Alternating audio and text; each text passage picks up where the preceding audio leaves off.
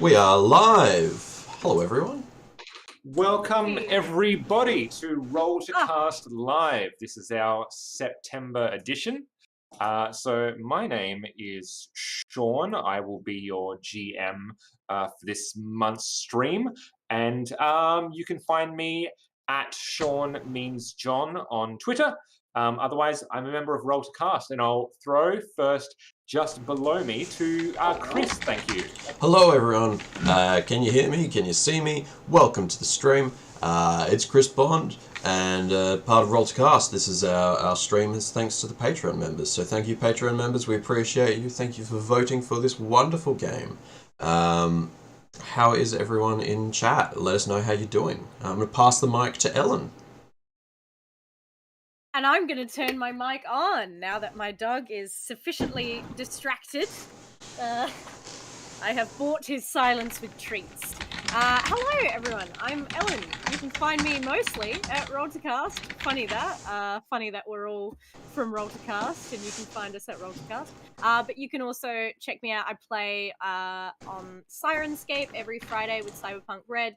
I'm about to do my monthly June stream.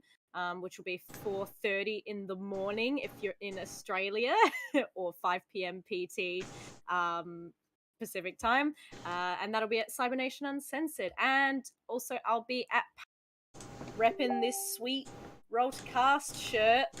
So if you're at PAX in Melbourne, please say hello, because I won't say hello unless prompted as an introvert. So come find me. Yeah, can you believe it? Ellen's an introvert.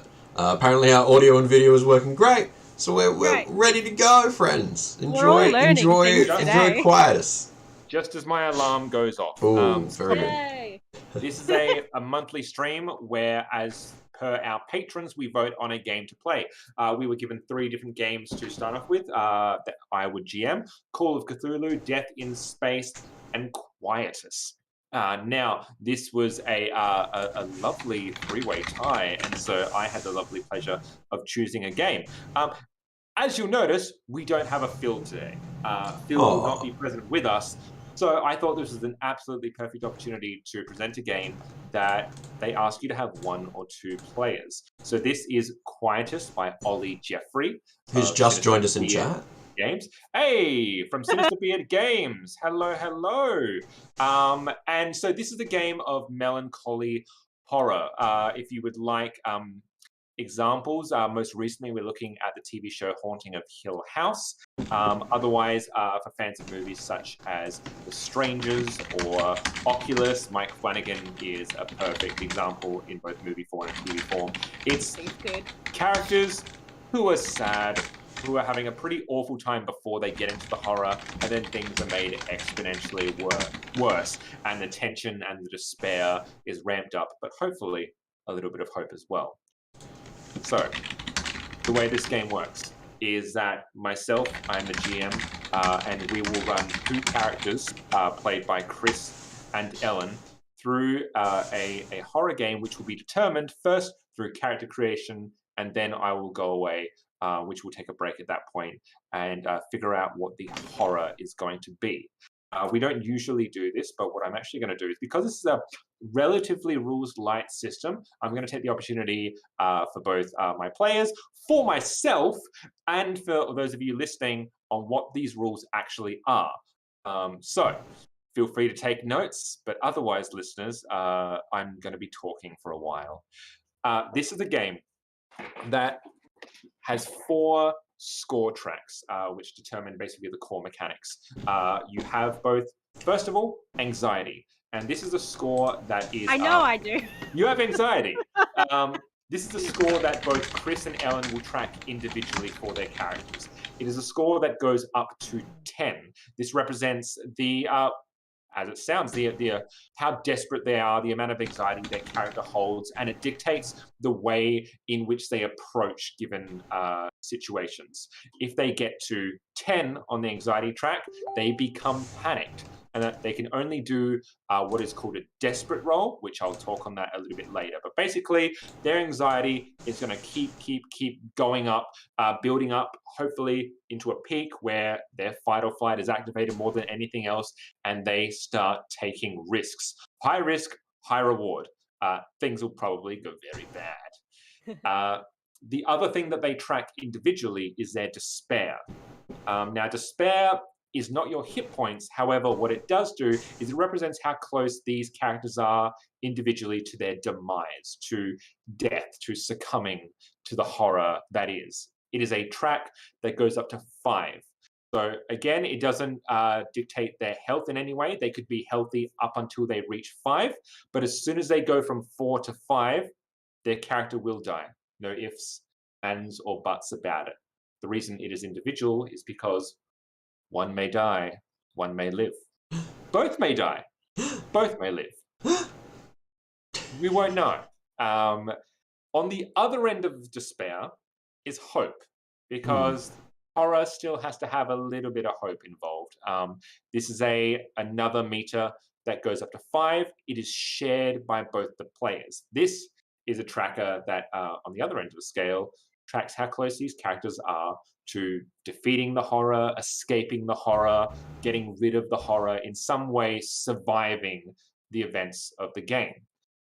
This is and I'll talk about how I award these things in a moment, but basically this runs in competition with despair, and hopefully, fingers crossed, a game like this has the despair and the hope neck and neck. So there's a potential that for these characters, it may come down to a final roll. Their despair is at 4, their hope is at 4, and then that one roll determines whether they live or die, never without consequence. And then the final tracker is dread. Dread is essentially my currency. I don't need money in this game. I just needed the ability to provide them with more consequences. Dread is something that I can gain very easily, and I can spend just as easily to impose consequences of some nature, or with enough dread, I can even up their despair track. So it's something that I basically gain through failed rolls most of the time. I'll take one dread here, one dread here. I can pull them up. I can spend them. Those are the 4 trackers. So briefly, I'm going to talk about, and I will talk about this in-game, but just to give you an idea on how some of these are used. So anxiety, actually, no, sorry, I'm getting ahead of myself. Let me explain the other aspects of the rules, and then I'll talk about how these come into play. Now, the core mechanic is the roll, funnily enough. We use this here D6s. For both Chris and Ellen, you want to have at least 3 D6s at your disposal. I don't know if Ellen will have enough dice, but we'll see. Very funny. It is. I did read the dice thing, and it was like maximum 6, and I'm like, only 6. So this is the game that requires only D6s and only requires rolls from the players. So the GM, myself, will never do a roll. So these D6s is under a dice pool system. It's a stripped back version of Blades in the Dark, for those of you. It's a very stripped back version of Blades in the Dark, if those of you are familiar. For every time you're required to roll. So that is for a challenge or an instance where A, it's not just automatically going to succeed, and B, it's not impossible to do. I will ask you to do a roll. And it will be one of 3 rolls. It'll either be uneasy, tense, or desperate. That's a measure of the tension of the particular role. Is it something like everything, by the time we drop into the story, things are already weird or strange or uneasy. So if it's not immediately going to just happen, it'll be an uneasy roll. If I feel there's a little bit more stakes or a little bit more desperation or tension, it'll be a tense roll. And when things are really dire or the fight or flight is activated or what have you, it'll be a desperate roll. These 3 rolls dictates what happens on a success or a failure, basically. So you've got your dice pool. You will roll with 1 D6. You always get that as a default. From there are ways to increase your dice pool. That is to add another D6. There's kind of 3 ways that you can do that. Number 1 is by pushing the roll. Now, pushing the roll you can only do on a tense or desperate roll, but you would describe a way in that your character exerts himself a little bit further, does something to increase their chances of succeeding at this. And so you tell me what that is. I will agree or present you with an alternative. You get an extra die. The second way you can do so is if it makes sense within the fiction to do so, you can help another character. So you can say, oh, I do this to assist them in completing this particular thing. Two things to note about that. The character who is being helped gets another die. Mm-hmm. The character who is helping will up their anxiety by 1. So that's number 1. Number 2 is this. You do a helped roll. You succeed. Awesome. Good or better things happen. If you fail, not only do the consequences apply to the person who is helped, it applies to the person who is helping. Mm. That makes sense. Something to note. Yeah. Love it. Also, side characters can help. Through scars, which we'll talk about in a moment, side characters may be introduced. Know that if a side character helps you and they fail, they die. Okay. Just straight up. They straight, like every single 1 to 3, like whether it's an uneasy, tense, or desperate. If you ask me to, the police officer that happened to come to the door to help you out, if they fail, now you're gone. It's literally that moment in The Simpsons where Willie, in the Shining episode, where Willie comes to help and he gets killed immediately. Yes. Yeah. Okay. Awesome. Spoilers for The Shining. Yeah. I love this game. This is great. Yeah. We should play this. I want to run this game for you, Sean. This is delightful. Yes. I do not want to run this game as I don't get to use any of my dice. We'll have to play Shadowrun on one season of Roll to Cast, Ellen. So you can roll 20d6. Oh my god, I just destroy the table with all of my dice. Yeah, or actually we should get you playing war games like Warhammer 40k or something. Then you could roll lots of d6. Time will tell. Yeah. The third way in which you can the third way in which you can add a die is by the mechanism of scars. Now, scars are the flashback component of a scene. You may be familiar with this again from Blades in the Dark, or from watching Haunting of Hill House or The Strangers. You may say, let's use an example. Ellen's character is racing through the house, trying to escape the imposing force that is pursuing her from room to room. She says, "Look, is there like a weapon or a knife around in the house? Because the role is going to be to escape the room or to fight back the perpetrator." And she argues that there's going to be a weapon in the kitchen. And I go, okay, maybe there is. We can look to do a scar, which is going to be a flashback scene that tells me it's to introduce either an element or a side character that in some way will assist you. This is a moment to step back from the desperation and the tension of a scene. This is a moment to kind of breathe and introduce a part of their backstory that in some way, shape, or form was horrible for them. Not horrific, horrible. And that's kind of the difference. The flashbacks are horrible, the fiction is horrific. And it's a time where, what is a traumatic part of their backstory that potentially helps them in this scene? So it might be you might tell me about an instance where your father forced you to go hunting with them, and you had to be involved in the killing of an animal, and he gave you a switchblade where you needed to do the deed, and you remembered that switchblade was always left on the top shelf in the study. And so you raced to it. I give you an extra die. That's cool. I like that. And your anxiety is raised by 2. Okay. Yep. Scars are helpful. So those are the bare bones of the game. As I've said, you get anxiety from push rolls, from helping other players, and scars.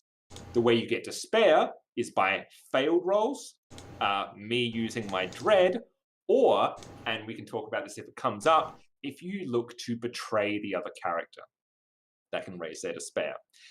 Hope is something that I will always let you know if you're about to get. This is for a role that in some way may help you succeed against the horror itself. It might be starting the car to get away from the monster or the horror. In what way, shape, or form. I will let you know if you succeed. This raises your hope by 1. I will always make you aware. And dread. I get dread in so many ways. It's great. At this point, before we get into character creation, I would like to talk quickly about some safety tools. So before the stream, Chris, Ellen, and myself went through some lines and veils of things that we would obviously rather not be in the stream. Racial slurs, racially motivated violence, sexual violence, things of that nature that generally doesn't have a place in most of our streams, let alone in a game such as this. And there are some other lines that are put in place there as well. The thing to note is that this is a horror game. This is melancholy horror. These are characters that are going through a bad time, and things will get worse before they get better, if at all. So there may be uncomfortable scenes of violence, of potential gore, of uneasy descriptions. And so 2 things on that. Number 1, we have the X card in play. If ever someone, if Chris or Ellen, if you feel uncomfortable about something being used, throw out the X. We don't need to discuss it. We don't need to interrogate why. We will just look to strip it out and move past. Yep. And if I have not cottoned on to what was the uncomfortable bit, they have the ability to either tell me on stream or shoot me a message, and we resolve it as quickly as possible. For those listening on the stream, if at any point you feel uncomfortable, or if it's hit a point that you are not happy watching, open door policy, feel free to either exit the stream or to take a breather and come back. That is absolutely your prerogative, and it's there for you to use. So open door policy is in play. This book also has a fabulous section on safety tools. So I've definitely taken my guide from that. And it's lovely that Ollie Jeffrey and the others have placed that in. And it's good for all games, really. So feel free to obviously, and there are great guides on the internet for TTRPG safety rules, both in your casual games and for actual streams like this, actual play streams. So Yeah. Great. How are we all feeling? Before we get started, do we have anything else that we would like clarification on or questions on? I don't think so. I think I'm traveling pretty right. Yep. I just want to clarify. For despair, if you're at 4, nothing can bring it to 5 but a dice roll. That is correct. So I cannot use my dread. I can increase despair score, but I cannot do the final increase from 4 to 5. That will always be down to the roll of the dice. Yep. Cool. Just wanted to, yeah. Yes. Even a betrayal and whatnot. That's all. That is correct. You cannot betray another character if their despair is at 4. They're having a tough enough time already. Like, leave them be. Don't kick them when they're down. Stop. So, Great. this follows a kind of 3-act structure. And the first act of both the fiction, the game, and what would be the film is done through character creation.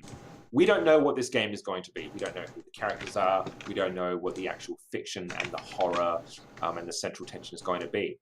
That is done now through character creation. There will be a bunch of questions, leading questions, and a conversation between myself and you two as a duo, and separately. Some will be for you to navigate together, some will be individual, and we're going to get a sense of who these people are, what they're about, what their relationship is with each other, what brings them to this place, and a few other things. And I'll mine deeper. We can take our time with this and get a really good sense of who that is, who these people are. Yeah. Once that has happened, that is when we'll be taking our break early. That is for my benefit, because then I need to take these characters and come up with a horror concept, probably through my brain rather than taking it from some of the prescribed stories that are on here in the book, which you can get on DriveThruRPG or from Sinister Beard Games, by the way. Heck yeah. So, and like we bought it. It ended up being $22 Australian or $15 which is USD. Nothing. Nothing if you're in America. It's also a beautifully laid out game as well. Really nice. So I really love this. I'm gushing before you will all gush. Okay. From below to the neck. Exactly. Great. So I feel I've described everything enough. Obviously, in chat, if anything is unclear, please let me know and I'll do my best to explain. As you've noticed, this is a game that has the ability to take its time. So we will be taking its time. I would also suggest, if you're not already, I'm using a YouTube video called for some ambient music. And so if you do want to play along to what I'm listening to, it's called Dark Ambient Melodies by Cryo Chamber. And it's an hour-long bunch of music that I've just got under the surface. And it really gets me into the mood. So if you would like to be in the mood, feel free. And if you would like to help us with our digital capacity to do things like playing the music over the stream, subscribe to patreon.com. Yeah. Yeah. Exactly. More money means we have more capacity to do these sorts of things at a higher quality. All our energy goes into the podcast, or nearly all of our energy goes into the podcast. This is the reward stuff. This is the extra stuff that we get to do as part of the stream. Yeah, wouldn't it be great to have someone whose job is just to look at the stream and not perform and do the stream at the We same could have time? a cool producer person. Maybe it would be a member of a Patreon. You know, all of those cool things would be great. Yeah, for that to happen, we gotta have more patrons. So if you are already a patron, which I know a number of people in chat are, please share it. Please let a friend know. Please directly tell them, hey, Season 2 of Roll to Cast is the vampire one, and I know you love vampires. Check this one out. Hey, I know you're into your action comedies. Go listen to Season 4 of Roll to Cast. Check it out. Hey, you're Australian. Season 5 of Roll to Cast. Mystery Down Under. Mystery Down Under is definitely worth it. So please share it around. Sean, I'll throw it back to you. Just padding for some time that's there. right. That's all right. Okay, we're going to go through character creation now. So I'm going to be asking you some questions, and let's have a bit of a conversation. The very first one is for the two of you. So as we begin our story, you're going to find yourself somewhere isolated. Where might that be? And tell me a little bit about that place. An isolated place that your two characters may find themselves in. Oh, that's interesting that we start with the place. Mm-hmm. I have a suggestion. It's based on an experience that I had. I would like us to be lost in the Australian outback or the bush. Yeah. The car has run out of petrol, and we are about 4 hours walk from the nearest home. Yeah, we're like on the road from Adelaide to Darwin, which is like 9 hours of, probably more. It's like 12 hours of driving. Yeah. I mean, even when I lived up in the Riverland, it was a 3-hour drive. I got detoured one time, and that detour added an extra 2 hours to the drive. And it's just like, there was nothing. There was nothing. And I was doing 110 kilometers an hour for like 30 minutes. And I was like, if I get hit if I hit a kangaroo, if something happens, so like somewhere out there maybe. What do you think, Ellen?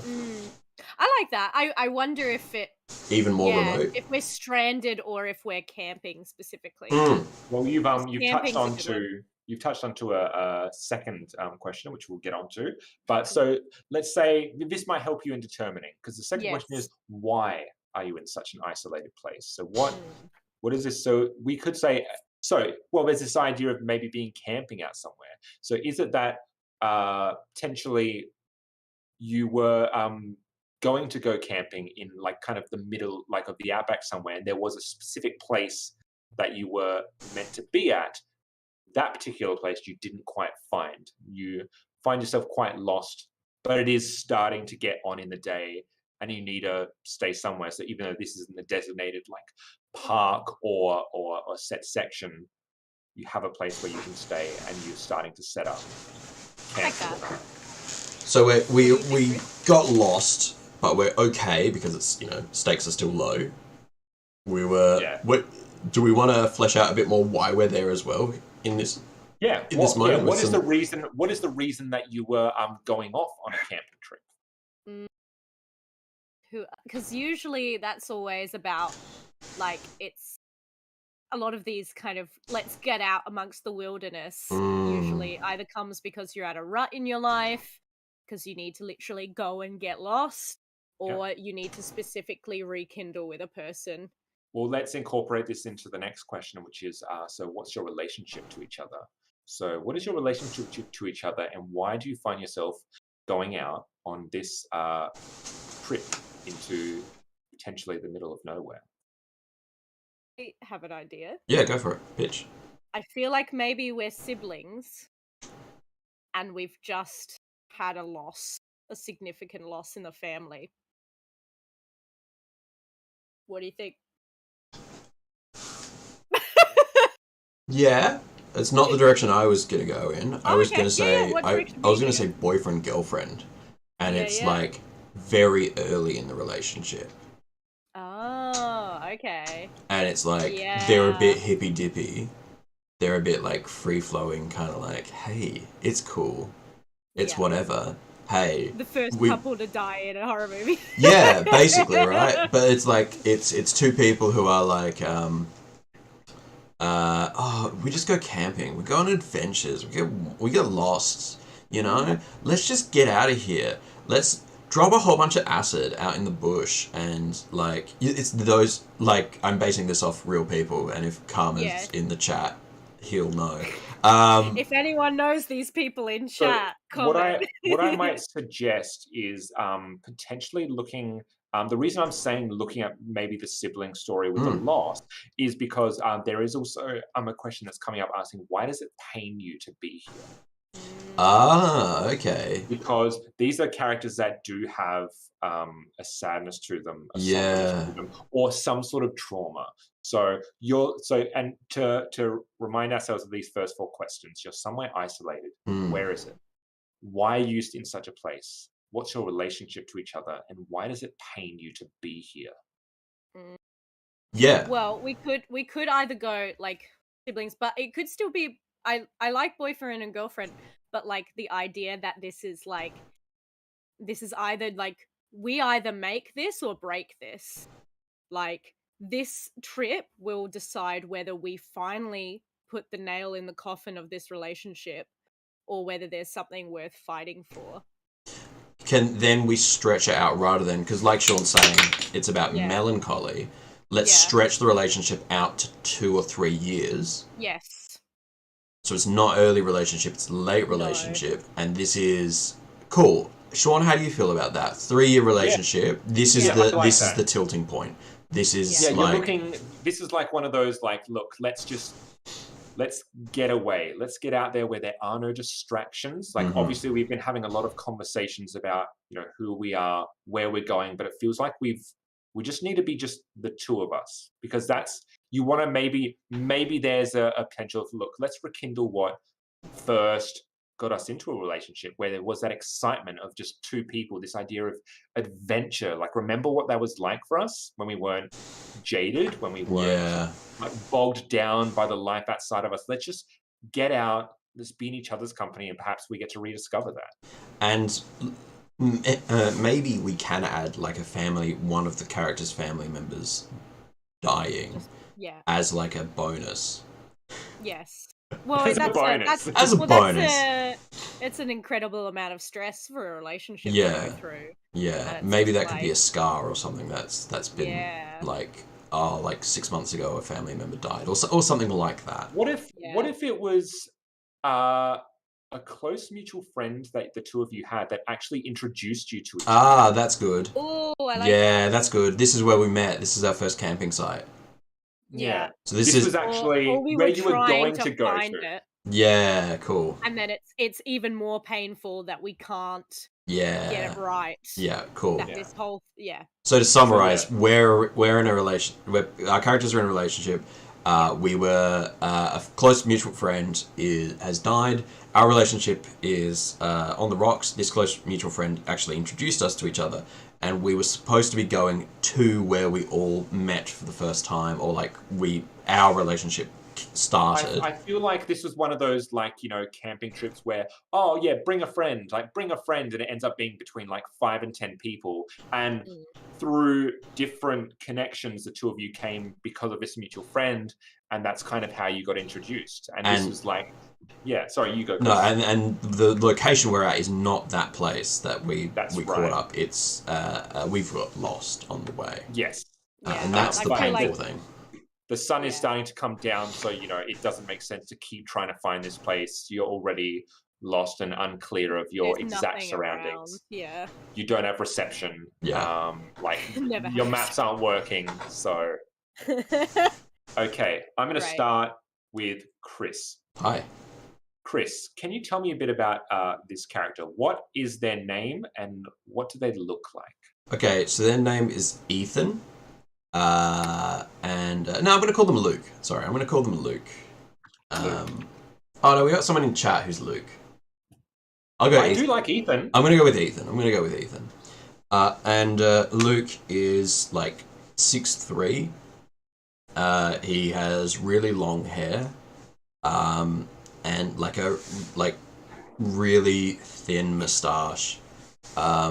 He How old is he? He's let's say 29. Cool. He's 29. He trained as a let's see. He trained as a like visual artist or something like that. Yeah, let's say he trained as like a visual artist. Is he still a visual artist now? He is, but he doesn't make his employment through it. He is interested in doing like experimental art. He's interested in doing things like lino printing. He's interested in like he's got like a studio out back, but he doesn't like digital art, so he can't make his money. And he like staunchly refuses to do like digital art to like have an income. So he likes pointing he likes painting with like oils and stuff like that, acrylic, and tries to get his stuff in the gallery, but he doesn't have the skills to be like, hey, to network and to like actually get stuff up and be successful as a visual artist. So he's kind of stuck in a rut. He predominantly works at a coffee shop. Cool. You're describing me. I like this. Okay, so that is Ethan. So who we've been introduced to. I will now be referring to you as Ethan. And Ellen, can we hear a bit about who this character is and what do they look like? Okay. This character is named Lauren. She is, you know, very fair complexion, brunette. Likes to kind of either wear her long hair in a ponytail or in a kind of very tight bun. And I think she has started her first year of wait, hang on. So when you do, I think she's in medicine. Mm-hmm. Cool. So I wonder if this is like her first year as a proper doctor. So yeah, she's completed her residency, gone through the 6 years or so. Yeah.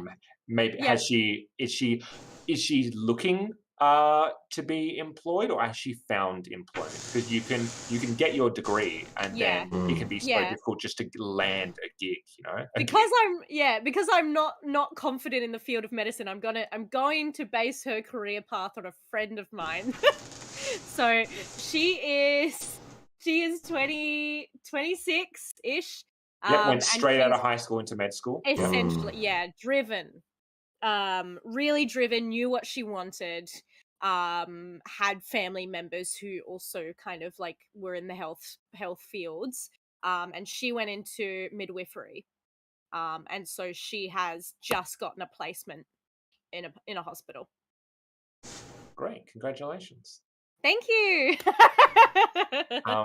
And sorry, how old did you say she was? 26. 26. Wait, hang on. He's 29. Yeah, 3 years difference. That's yeah, fine. that's Yeah. fine. That's fine. That's fine. They've been dating for 3 years. It was 26 and Yeah. 23 when they met. So Oh, she would have been fine. most stressed out, and I he was would going to have say you got her mid-med school. and he would have been dreamy boy. I'm gonna take the art world by storm. Look at all of this art that I talk about. Yeah. Well, this oh, this wow. kind of brings up my Yeah. question. What brought you two together? Like, what attracted you to one another and to pursue a relationship? I think because he had fun. Like, there was this idea of like things don't need to be so strict. Someone who can plan or not even plan, but have spontaneous adventures, and inject that kind of fun and spontaneity into a life that, like, well, for her at that point was very rigorous, scheduled, and very about success. So to have someone who's kind of like, success doesn't really matter. Hey, let's just have pasta and watch a show and that's enough. Like, was very appealing, I think. Yeah. And Ethan, what about for you? What drew you to Lauren? She is in control.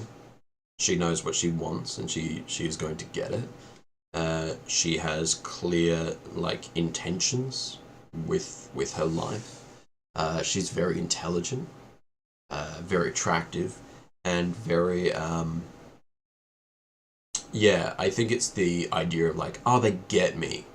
They're like, for him, I think it's she's smart enough to get me. And I think that's the ego thing, right? He's an artist who thinks a lot of himself.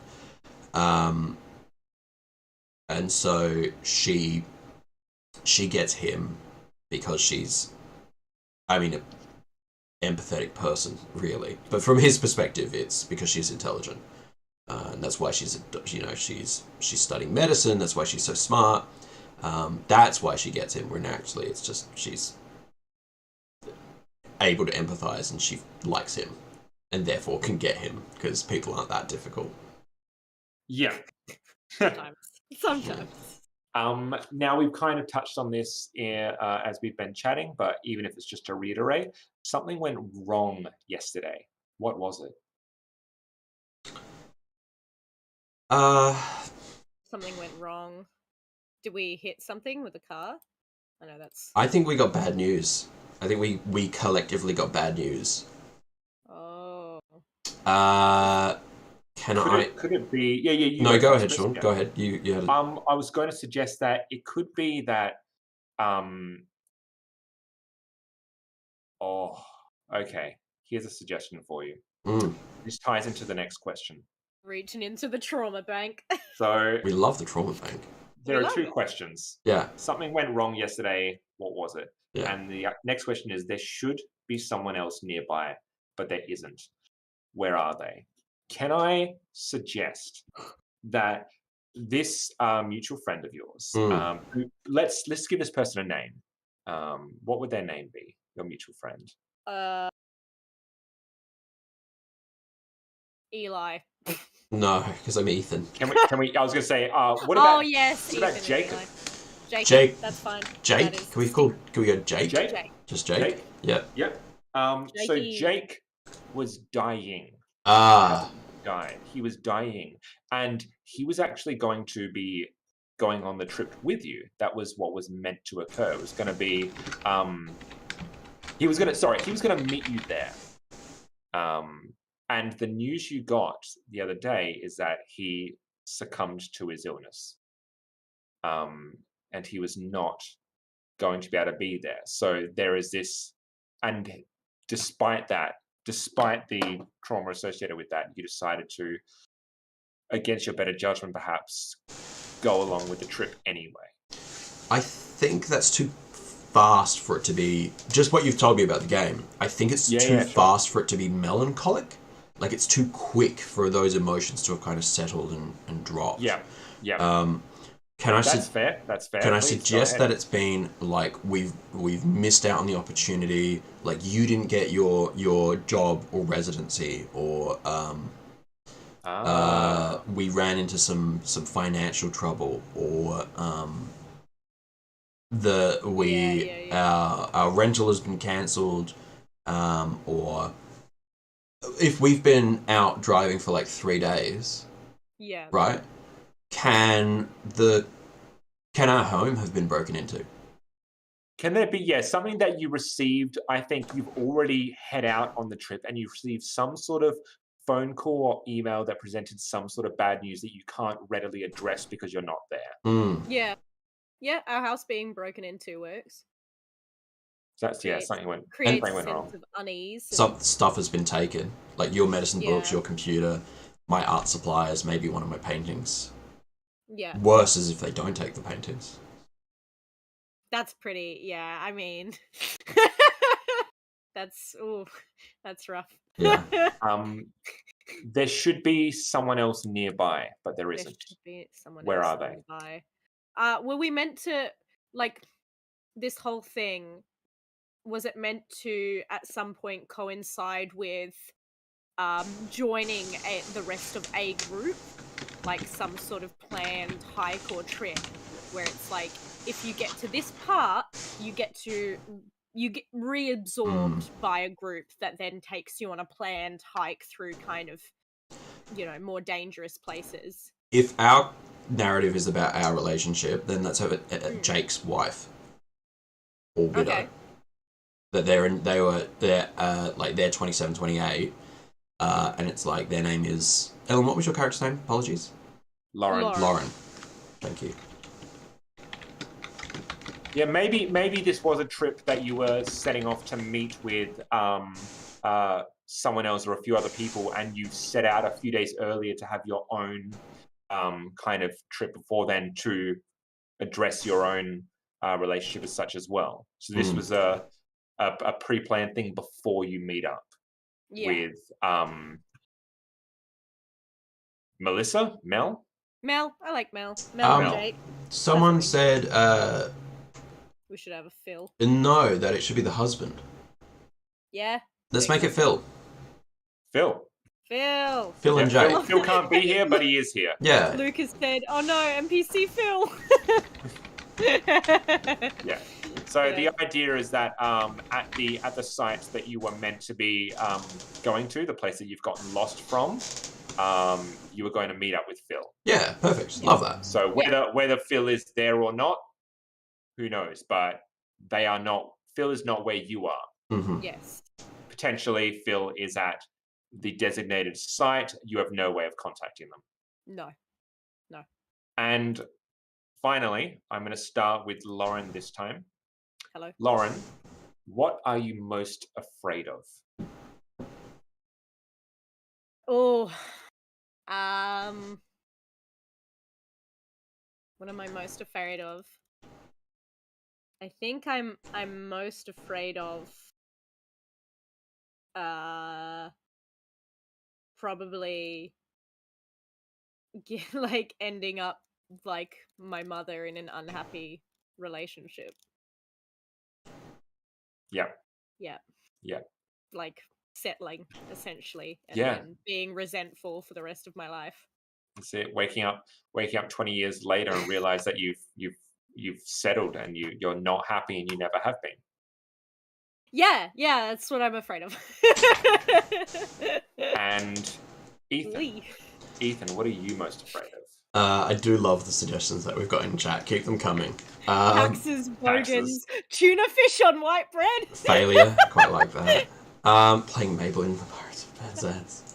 But I love it. I think for Ethan is most afraid of being seen as he truly is, which is, from his perspective, he's a fraud. He isn't as smart as he wants to pretend he is. He isn't as talented as he wants everyone to think he is. He is effectively like scared of other people's judgment, even though that's what he keeps subjecting himself to. So like being found out as a failure or being found out as a fraud. Does he like obviously this is subjective to himself, but like, does he actually believe that he is not that good, or does he feel that others will think he's not that good? Like, is it wanting their approval, Yeah. or is it like trying to dupe people into like thinking that that you are better? No, he's so hung up on other people's approval that he isn't sure if he's as good as he says he is, and he can say that, you know, day in, day out and work really hard, but, you know, in the shed in the backyard painting away, he makes a beautiful painting and hands it out. He can be like, yeah, this is fantastic, but the minute someone says it's not good, he's like, oh, it's not good, I'm a fraud. Yeah. It's just a deep insecurity and like oh, everyone is right, I am bad at this. And it's kind of like almost a similar thing, right? Like, what if you wake up years from now and realize, wow, I've been dedicating years of my life to this thing and I shouldn't have, because it's not what I'm meant to be doing. And everyone knows that. Yes. And I think there's part of the only... this is great as the comment in chat.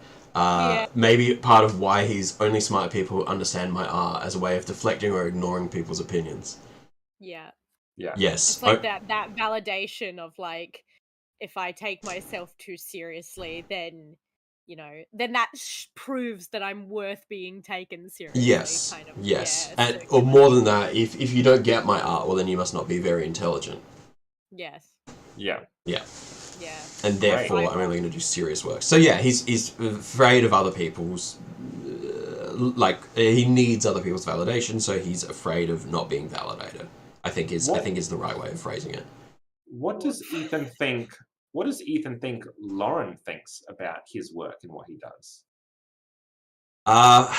He asks her all the time.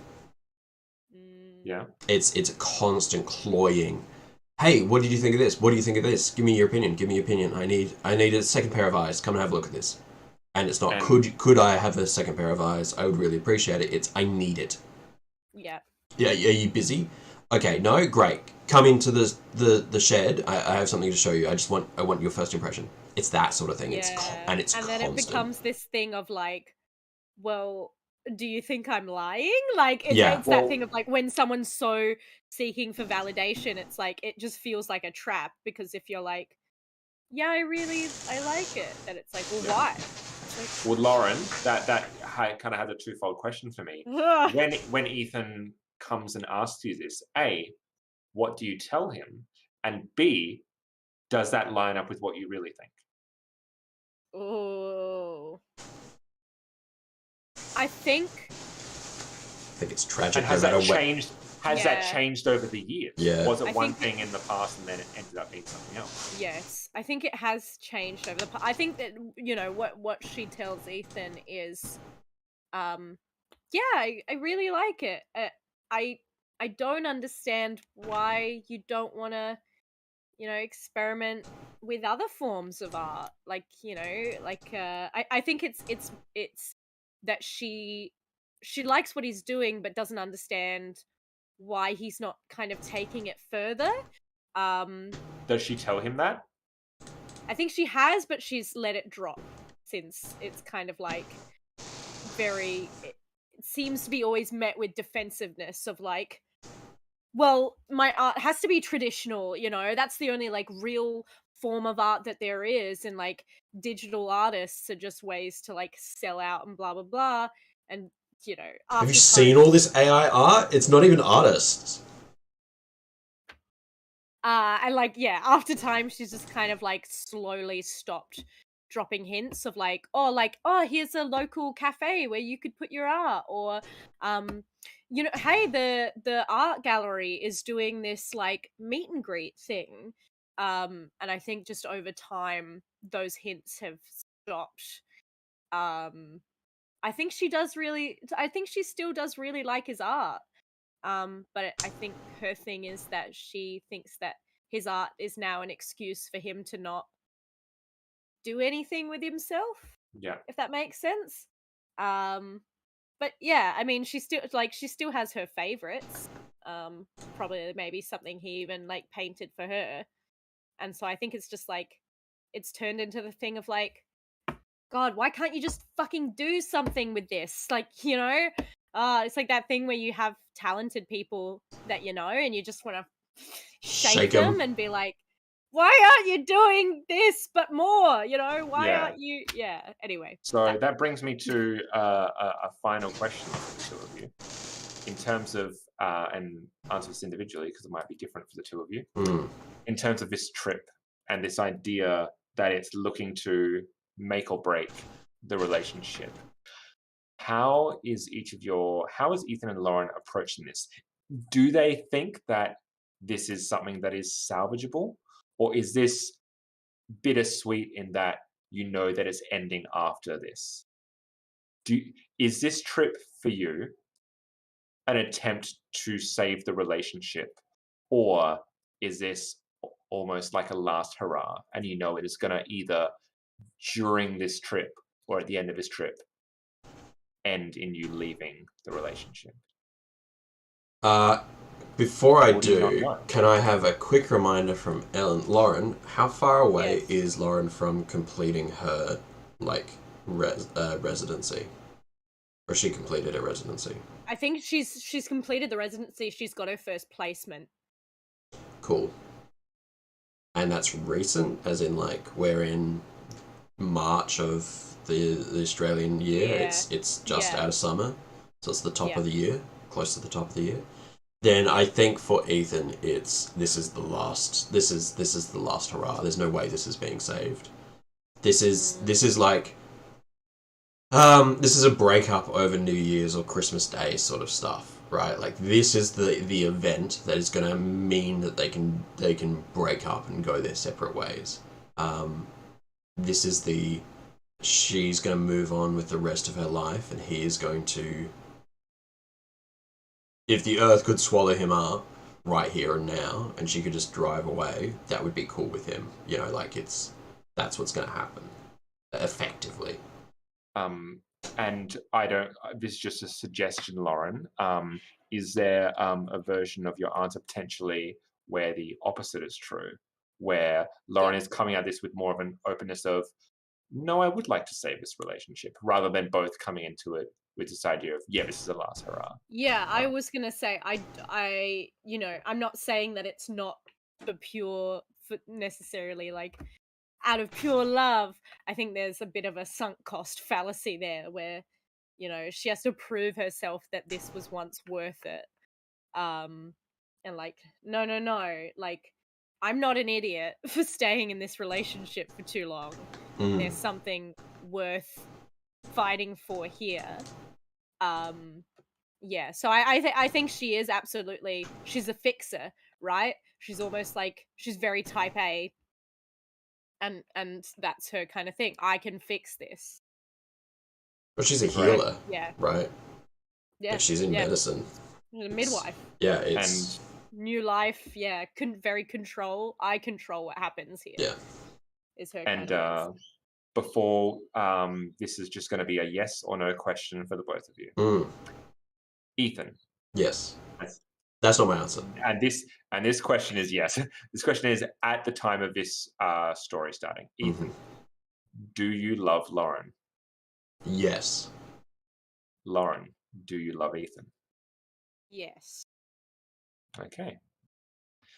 So, is at this time that we'll be looking to take a short 5-10 minute break. We understand the rules of Quietus. We have been introduced to the characters at play. I have some ideas, but I'm not entirely certain yet what the horror is, so I'll be taking this time to go away and formulate a story or a horror that these two characters will be introduced to. Again, a reminder that this is created as a particularly short game. Usually all included, it's said to be 1 to 2 hours. We are roll to cast, so it generally goes slightly longer than that. But that is fine. We're all having fun. But please stick around. We'll be back shortly, and we will be beginning our game of Quietus. See you guys soon. See you all very shortly.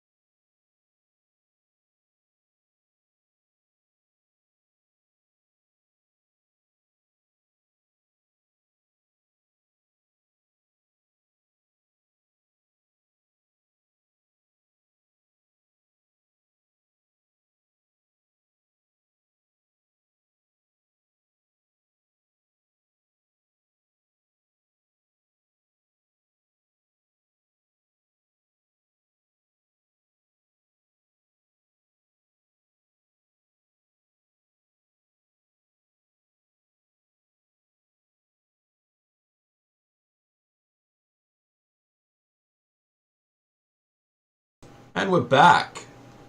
Excellent. Hello. Welcome back, one and all, to Roll to Cast Live. I'm just going to chat quickly just to make sure people are hearing us. Hello. Please sound off in the audio. So again, my name is Sean, and I'll just chat. And if we look below, Chris, you just want to reintroduce yourself? Hey everyone, it's Chris.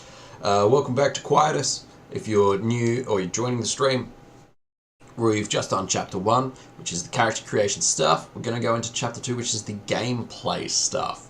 To people lost in the Outback, Australia. Yeah. And we'll just get Ellen to chat a bit so we can hear Ellen as well. Hi, I am Ellen. And I will be playing Lauren, who is one half of this duo who have headed into a disastrous camping trip to rekindle their relationship. Ooh, that Great. rhymed. And I'm playing Ethan. 5 by 5. Awesome. Okay. So we are going to be getting into this story. The first act, half an hour of the film has already taken place, as it were. We will know what the name of this movie is probably by the end. Yeah. So for those who weren't here for character creation, Ethan and Lauren are two people who have been in a relationship for the last 3 years or so, and they have found themselves at a bit of a rut, a make or break point in their relationship, which has only been exacerbated by the unfortunate death of their mutual friend, who was actually instrumental in introducing these two to one another. Ethan, a aspiring visual artist, and Lauren, an aspiring midwife, I believe, a medical practitioner. Yeah, actually doing it. Yes, well, when they found each other. Yes. And they had found each other through their mutual friend on a camping trip. And since then, they found themselves linked to one another. However, over the years, that has been strained, and they find themselves potentially at an impasse. The two of them, unsure of what their relationship might hold, and unsure of where their feelings are at, not only through each other, but through the loss of their friend Jake. They decided that they were going to go off on a camping trip into essentially the middle of nowhere, and they were going to head to the spot in the middle of the outback, of the Australian outback, where they had first met, where Jake had first introduced themselves.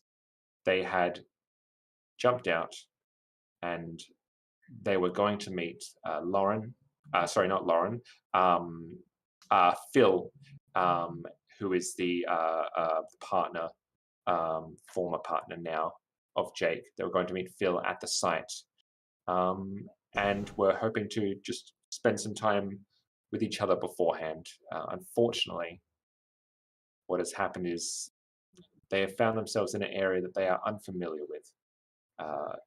It is definitely not the spot that they had found themselves in all those years ago, and unfortunately they are unable to determine where they are, nor how far away they are from the place, as there is no phone reception. There is no access to Google Maps, and unfortunately their belief that they could find this place by themselves, or at least relying on technology, unaware, of course, that Optus doesn't go out that far. Yeah, they're with Optus, absolutely. Yeah. Yeah. They've now found themselves somewhere else. The sun has started to go down, and Ethan and Lauren make the decision that, at least for tonight, they'll have to camp where they are. Ethan and Lauren, the sun begins to set, the light begins to go, and you find yourself in a rough patch, both metaphorically and literally. This is a space that is surrounded on three sides by trees, by rough vegetation, sparse as it may be. and you park your 4-wheel drive, your vehicle, not too far away, leaving the keys in the engine because no live wildlife or anyone else is going to be taking them anytime soon. It is just the two of you. You're safe as you can be.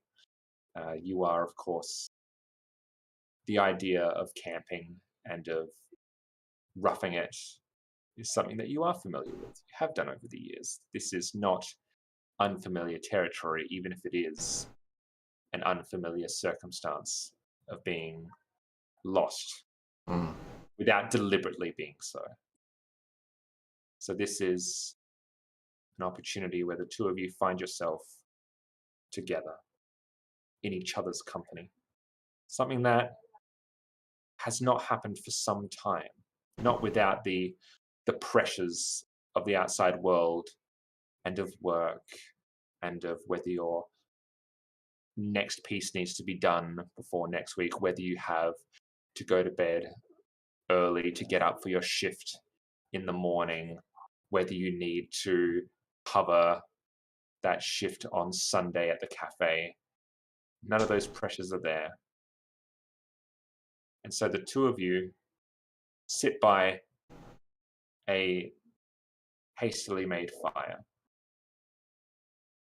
and you're in each other's company, and it is quiet. This is an opportunity for you to speak to each other or what have you. What do you do? Thanks for making the fire. I mean, we got it, right? It's surprisingly cold out here. Yeah, I read somewhere that like the outback gets quite cold because like clouds. What is it? No cloud cover because Australia is so like no clouds. All the heat that goes bounces away during the night. So it's hot during the day and then very cold. Like it's like a desert. You know how deserts are really hot during the day and then really cold at night. I know that now. Sure. Yeah. Did you bring anything warmer? You're kind of rocking the shorts there. Yeah, let me I got long pants in case we had to like bushwalk through or let me go change. I mean, Chris. only if you... Ethan, rather. This feels like a perfect opportunity to introduce our first role. Okay. You had believed, Ethan.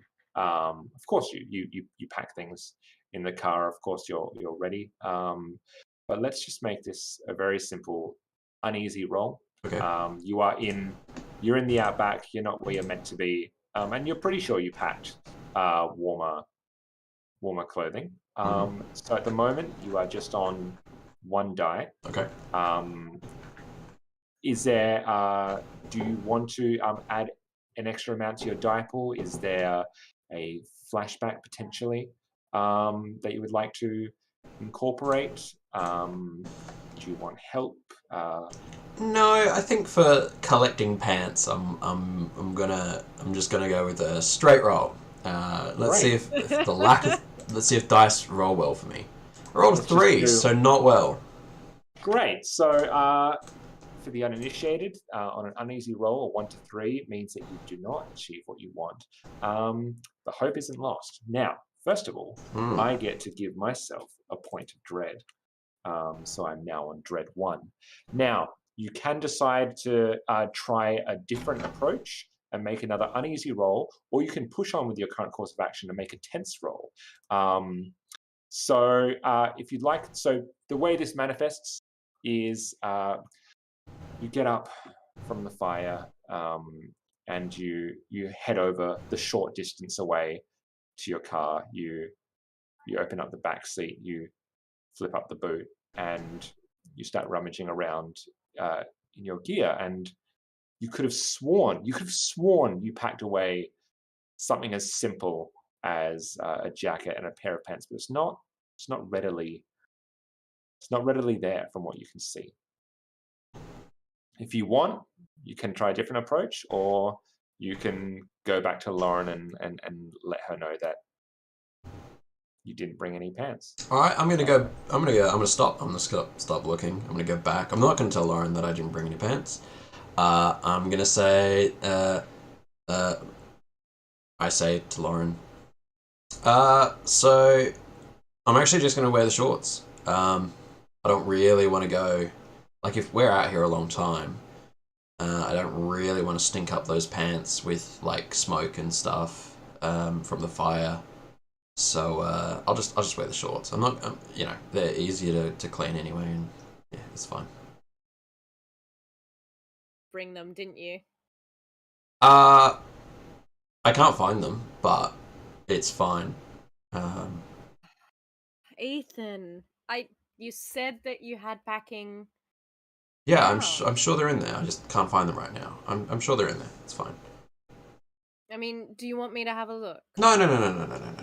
No, it's all right. I'll just wear the shorts. It's okay. Lauren, Yep. I'm going to suggest that you don't believe Ethan. But I don't. I'm going to say that I want you to make a roll yourself. This is going to be, again, an uneasy roll, because I think I would wager and offer that despite Ethan's suggestion, you would want to take a better look, because he just simply didn't look hard enough. I don't trust him to properly look. Yeah. So go ahead. Do Excellent. you want to add to your dice pool, or are you just going to be doing a straight D6? Ooh. If you were I either... wonder if I do a scar. Yep. So may I suggest that if you are looking for a scar, is there a moment, a story in your past where Ethan has lied to you and has been to its detriment, or where something through his inaction or through his he has lost something, and you had to maybe find a way to rectify that situation? And it has to be a moment that was painful or traumatic or just negative in some way for you that could assist you. Thing. It's when we went overseas on a trip, backpacking, and Ethan was responsible for doing like a last clean sweep of the room. You know, I had not been feeling great, and so he said, no, like, I've got this covered, you rest up. I will make sure that the room is fully packed up and everything. And he left behind a piece of jewelry of mine that actually belonged to my grandmother. And like, we tried to get it back, but it never happened. And so I think since then it's just been a thing of hers where, you know, she has to do a double check of everything. You can't trust him. If he said it's been done, it hasn't been done. It's the element you're introducing is yourself to pick up where he has failed. Yeah. So your anxiety immediately rises up to 2. Mm-hmm. And you rolled with 2 d6s, yes? Yeah. Okay. All right. And what is the highest roll out of those 2 d6 when you roll them? Oh, a 6. A success. You find my pants. So I had to pack your goddamn pants. Lauren, yes. You look at Ethan. There's that moment where it's that moment of silence where he's like, "No, I don't need him. It's fine. You don't need to look." And you just stare at him, and wordlessly, it almost doesn't need to be said. You get up and you walk towards the car. You go in. You know where they're going to be. You open up the boot. Where I put them. and they're directly on top. It is the first thing there. It's the pants. The bag was open. How could have he missed it? It was right there. What do you do? I think, yeah, she just takes that moment to kind of like wordlessly argue with herself of like, how the hell could he miss this? It was right there. Is this a joke? You know, is he just incompetent? You know, why did I have to spend that extra time packing? And she just like, it's almost just like a little, invisible dialogue that she's just having with herself. And like from the outside, all you would see is just her looking at these pants. She takes deep breaths, gets the pants, and heads back to the campfire, kind of putting on a sense of calmness that she doesn't actually have. Ethan, you see Lauren coming back, pants right there in hand, as she heads up to you. That knowing yet clearly judgmental look on her face. She is annoyed and she is judging you. I said that I had them. I don't know why you... You said you couldn't find them. Right. So I went and found them. But I didn't ask you to do that. No, but you're clearly cold, Ethan. Yeah, but I said that I was just going to wear the shorts. I mean, they're here now, and I think... If you want me to wear them, I'll put them on.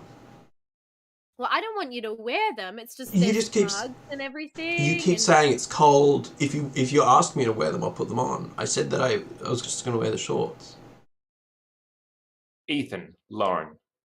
Yes. As this moment starts to get a little bit more heated and your voices are rising and it's turning into what seems as of late a very familiar argument.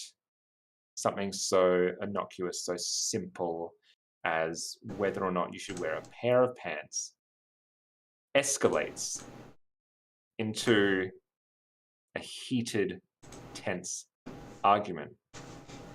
It is cut through by the high beams of your car coming on. You're instantly illuminated in a bathe of white, hot light. What do you do? Did you do that? No, I did not. Why are the keys in the ignition? Well, because we said we would just keep the car like there. Anyone around us, we would be able to see. Okay, I'm just going to turn it off, okay? Okay. Right? Because if it's doing that, there's no reason why it should. The engine doesn't need to kick on, but I don't want it to waste battery. I didn't turn it on. I'm not saying that you did. I'm just saying that if, like, you know, it got knocked or, you know, something bumped. I mean, it shouldn't bump it, but if there's some faulty wiring or something, you know. Well, why don't you just... I'm doing it, okay? Okay, yep, great. Ethan, you get up and you storm over to the car, and the keys obviously are in the ignition, and the high beams are flicked on. And I am going to ask you to make a roll for me. Mm-hmm. And I will let you know that this is kind of a perception roll, so to speak. There's something that you may find out as a result of this. It is tense because of the nature of what you're holding inside you as you come over here. Again, this is an argument. Again, this is something that is just, it's frustrating. So I'm going to ask you to make me a tense roll. And at the moment, you have a dice pool of 1. Yeah, I don't see this as a significant action, so you know, if I fail it or whatever, it's not a big deal. So I'm just gonna roll 1d6. Great. It's not a super tense moment, not a super. Yeah, 5. It's fine. 5. Like, very simple. What I love about this is that, so you go, you flick the high beams off, and do you leave the keys No. there in the car, or you take them I take the keys. Take the keys with you? So you take them out, and then you notice something because you rolled. Did you what did you say you rolled? 5. A 5. So as you, I'm going to take a point of dread because on a 4 to 5 on a tense roll, I take a second dread, and in your rage, as you take the keys out, you bend the keys. You bend the keys out, and it breaks. The key snaps out. And give me a moment. Now, if you want to pursue this further, you can go up to a desperate roll. Otherwise, you have just taken this consequence. And I've taken a point of dread. It doesn't really make, I would agree, much sense to like push it. There's no reason for you to. Just for Chris the player, there's something that you missed. But that's fine. I'm not going to keep rolling to try and. It's exactly. not that sort. It's not that sort of game No. where I'm rolling like, oh, I missed perception. I missed perception. No. Yeah. This is just for me adding some tension for you. You missed something. I'm sorry. Sorry. And yeah. you break the key. The high beams are off. Well, the high beams can still be put on with the key not being in ignition. Yeah. I'm going to go back, Lauren. Lauren, the key snapped. Yeah. The car what? key snapped. Is it snapped in there, Sean, or is it as I pulled it, I bent it, right? Yeah. If it was a 1 to 3, I would have said it snapped right off. Okay. Bend the key.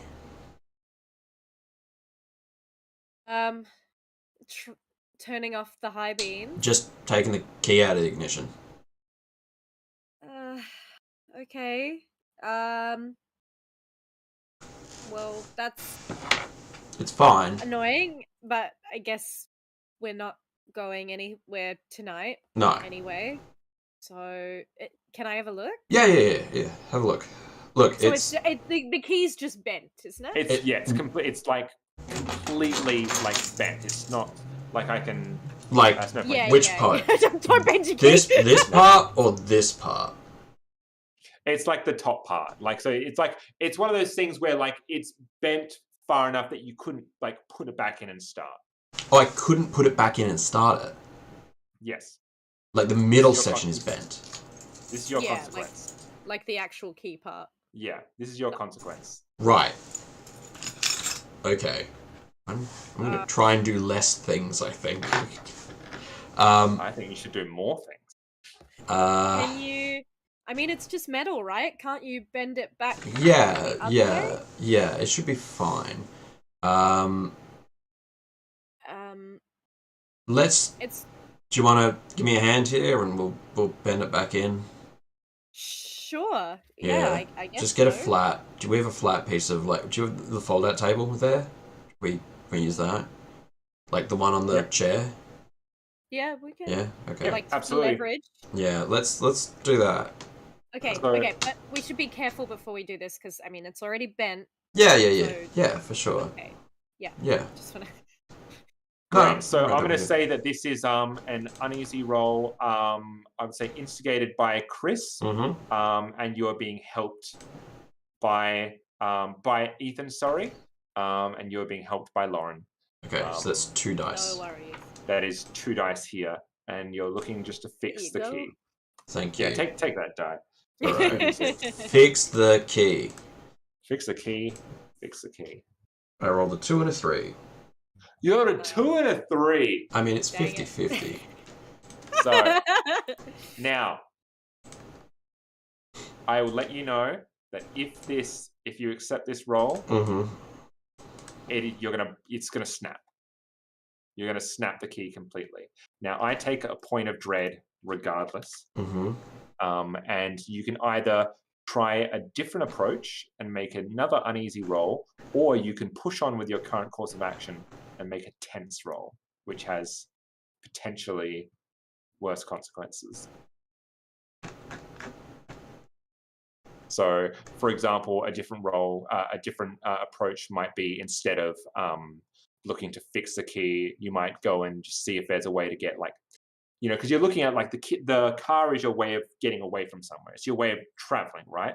So maybe you're like, you know what, we don't want to break the key. I'm just going to go out and see if I can get signal somewhere, or see if there is a camper nearby or a road where I can flag someone down. We don't want to mess with this key. Or you can just try and brute force it and go for a tense roll. No. So we're both around the key. Oh, no. Let's just stop. Okay. Are you sure? Yeah. Look, I think the car's old. I think the key's old. I think if we twist it back, there's a pretty good chance it'll snap, like the metal will warp. Yeah. I think our best bet, let's try and, like, it's an old car, just try and, like, hotwire it or whatever. I don't think that's too hard, right? It's just, it'd be in the, like, tumbler. So we just take the thing off. There's cables back there. You just light the thing. I'm pretty sure that's how it works. I did. So you're looking to, like, electronics at high school. So you're looking to kind of, like, hotwire the car so there's a way to start it without having the key. Yeah. Okay. I'm going to say that is definitely a different approach. So I'm happy for you to do that as an uneasy roll again. Yeah, absolutely. So you kind of, you just frantically, no, stop. Yeah. Stop.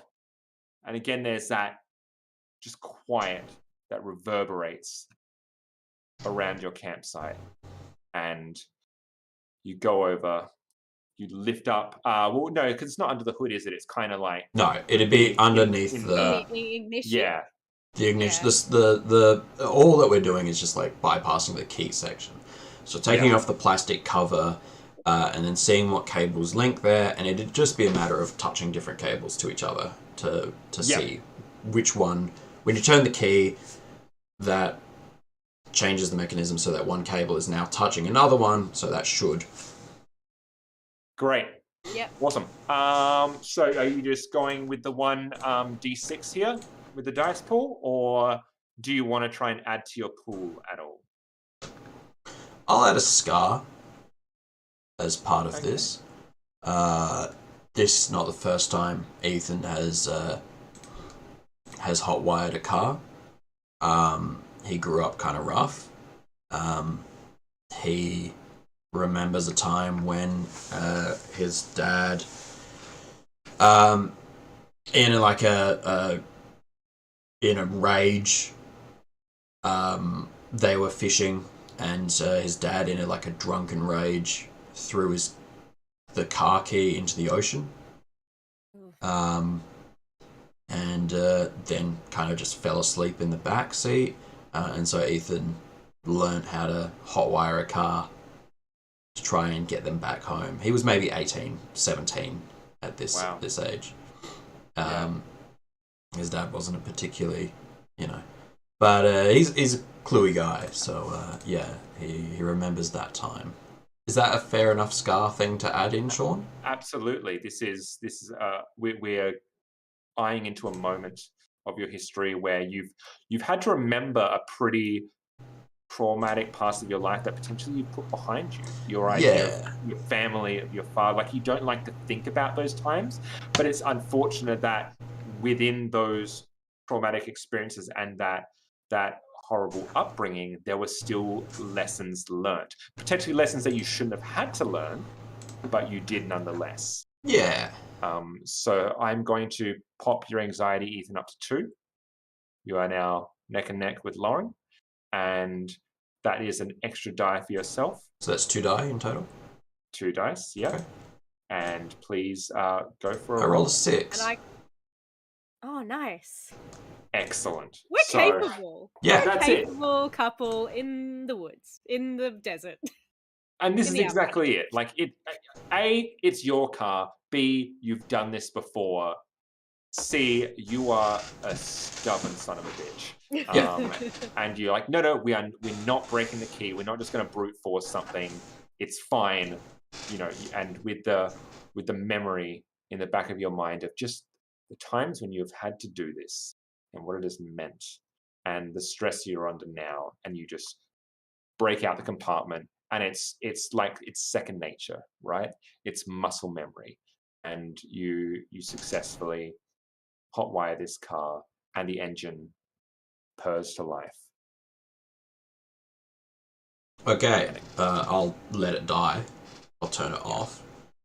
Alright, I've got it. So just come here. Let me show you. So you take this cable here, you kind of touch them together and then take them apart. Touch them, take them apart. You're just sending an electrical signal to the starter engine, and that'll turn the whole thing on, basically, right? Ethan, yeah. Lauren, Yes. as you're having this conversation, talk to me about where you are in the space. Like, Ethan, are you sitting in the car, Yeah. or are you down beside it? Like, where are you situated? Ethan's sitting in the driver's seat, and I presume Lauren, with the door open, is standing just there. Yeah. I might get my my phone out to, like, you know, hold as a torch. Yeah. Yeah. You know, to like better kind of see as I'm leaning And in. directly in front of us is the campsite, because that's where the lights shone. So you're kind of like giving a mini lecture, a mini like kind of like, you know, class in hot wiring and why it works the way it does and what you've done, and you know why it's important to know these things. And you go, look, see, now I've done the hot wiring. We don't need the key. The engine works. See, the high beams work, and you flip the high beams on, and you illuminate the campsite in front of you, and you illuminate a figure. There's a figure just on the other side of the campsite, standing, facing directly in front of you. Tallish, it's hard to tell, dressed in what amounts to a brown shaggy shawl, like a one piece, like kind of like a robe of sorts, but not a robe in like the traditional sense, just like almost a dressing gown, I would say. A mop of long black hair, and two of you freeze as you see this person, and they look at you. Hi. How are we? I'm just gonna. Ethan, Yeah. do you see that? Yeah. guy? Let's acknowledge him, otherwise he might get angry. Hey, hello. You doing all right? Yeah. Are you? Yes. Fine. You've been having some car troubles, have you? No, just making sure everything's ticking over. You know, wouldn't want, you know, oil to settle, or, you know, battery to run out. Just, you know, and Ethan will just rev the car. Just be like, yeah, just making sure the alternator's working. Yeah. It's all looking okay. It's then? It's all great, thanks. Yeah. All looking fine. That's fantastic. It's you know, you don't want to get stuck out here, do you? No. No, that'd be a real shame. Ethan, I think we should just get in the car and go. Yeah. Like she's just gonna kind of like lean in and whisper. Yeah, get in the back seat. Don't go around. Sorry, just what are you? Is everything all right? Did you Yeah. Did you find the pants okay? Get in. Ethan, yep, Yeah. yeah, I'm gonna get in the back, like get in the I back seat. shut the door and I And, like, put it in lock it. reverse. Yeah. Ellen, these are going to be. Oh my God. I'm going to start with Fucking Lauren hell. because Lauren did the immediate. Oh fuck! Yeah, see how quickly. Fuck me. We weren't saying that it couldn't go fast. Yeah, Lauren, I would like you to make me a tense roll. Oh my God. Okay. I like how this Okay. just shot off in like straight away. We're just like, this person shouldn't be here. That's fucked. Well, yeah. How did they get here? Yeah. Like, okay, a tense roll. Now, at the moment, you have a dice pool of 1. Are you wanting to increase your pool? Remembering, I can help this you. is a tense roll, so you are able to push your roll as well. Mhm. You do have the ability to include a scar if you'd like, if you feel there's an extra element that can be introduced. It's kind of much as what that can be, but you also do have Ethan with you as well. Yeah. I'm happy to help. I'm happy to push as well because I feel like my anxiety increasing makes sense. Yes. Cool. So then So- I add 1 from me and 1 from Chris. Now, before you do that, we're going to be doing a separate roll first. Now, when you are pushing a roll, this is when you're going from calm, so uneasy, to tense. Your fight or flight is immediately activated. The adrenaline sets in, the blood is pumping, the heart is thumping. So you actually are going to be doing a separate D6 roll, which will add to your anxiety. So we're doing your anxiety first. Okay. You are rolling a single D6 for me. Yep. I got a 4. Okay. So, first of all, your anxiety is raising from 2 to 6. Oh shit. Okay. Yep. And you are pushing yourself, so you do have that extra die. Chris, did you say you were helping, or are we sticking with it? I was helping, yes. Yes. And so how is this just a matter of like you're coaching her, get in the back seat, you're like unlocking the door, opening it for her to get in? Yeah. Like you're trying to hasten the retreat, basically. Yeah. Would that be fair? Yeah, absolutely. It's the if she's stunned for a second, it's the Yeah. sweetheart go. And it's the reaching behind and making sure the door's open, reaching back, pushing the things while also keeping eyes forward. So it's this action. Yeah. Yeah. Yeah. So Ellen, that is Lauren, that is a dice pool of 3 that you're working with. Oh no. My highest is a 3. So Okay. a couple of things are going to happen. On a 1 to 3 on a tense roll, they don't achieve what they set out to do. Now, you have choices. The player chooses either to suffer a severe consequence or they increase their despair track by 1. As makes sense in the fiction, the main character can try a different approach with another tense roll, or they can continue pushing on with a desperate roll. I am going to make... where's your inclination first? A severe consequence, or should we up your despair track by 1? Keep in mind your despair is currently at 0. I kind of feel like, despair needs to go up. Great. Yeah.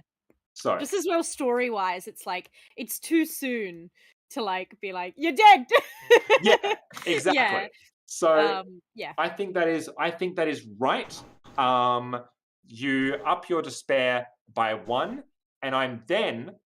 now, this is something that also happens to Chris, to Ethan. Ethan, because you helped, you have to suffer a similar fate. So your despair also goes up by 1. Now, the important thing here is that you do not achieve what you set out to do. And you go to reverse back. You slam the doors. You put a lock in it. This figure in front of you does not move. And you floor it backwards. And you start to reverse. and then you seem to hit something, and the car immediately snags. Yes, Chris. Is there not a way that we can try a different approach with a tense roll? Or a desperate roll? If you would, as makes sense, you can try a different approach. How would you go differently? I grab her and drag her into the driver's cabin. If the fiction is like, we tried the roll, which is she tries to get into the car. She can't because maybe you're scrambling, maybe you can't, your hands, right? It's a tense, right? You got a lot of, what was it, dread? Yeah, And anxiety. Anxiety. Yeah. So like I think it's just like freeze, right? Fright or freeze. It's just like mine was going to be that she did get in the car, but you didn't go anywhere. But if you want to try a different approach, I'm happy to go with that anyway. It wasn't going to be that you left her. If I misspoke, that was not my intention. No. I'm just trying to take like our goal was. How would you like to? Our sitch was that we were trying to get into the car, right? Right. So and that was our thing. We're not trying to do anything more. Yeah, right? just because you had said I want to reverse back as well, so I was incorporating that into the role because you did say and I reverse floor it. You're just looking to grab Lauren and just. I figured that would be my role after that. Yep. So let's say that you can take that another role. So you're looking to just physically like open the door, reach across, and like grab Lauren into the car. Is that correct? Yeah. If she's struggling, then I open up the driver's and I just grab her into like the driver's seat, right? If that's cool with you, Ellen. Yeah, I just don't think I can help you in terms of like narratively. I feel it's right. I feel it's right that you freeze up. Yeah, I think you rolled a fail. Like you freeze. There's the fight or flight, and you did neither of them. Yeah. And I feel like Ethan, you register this, you recognize this, and you're going to just physically drag her in. Now, I am going to say that if you succeed on this, I'm going to give you a hope score because this is a step towards fleeing the characters, getting away from them. So if you succeed on this roll, both mitigating or success, so 4 to 6, you will gain a hope. And this is a desperate roll, is it, or is this a? No, this is you are doing a different approach. Okay, this is still a tense roll. Okay, then I'm going to use a scar.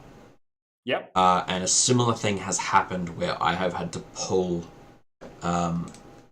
Lauren into the car. Not into the car. I've had to pull her away from like dangerous situations. We were on that same holiday. She was accosted by. We were walking down the street. It was like 2 a.m. We'd been drinking. And she was accosted by, like, drunks who were looking to start a fight with her. And she, rather than running away or leaving it or even talking back, she just kind of froze. And so Ethan has put himself in the way before, and has, like, he was stabbed in the shoulder blade as a result. Oof.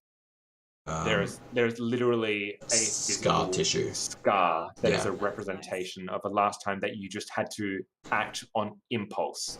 There is no conversation.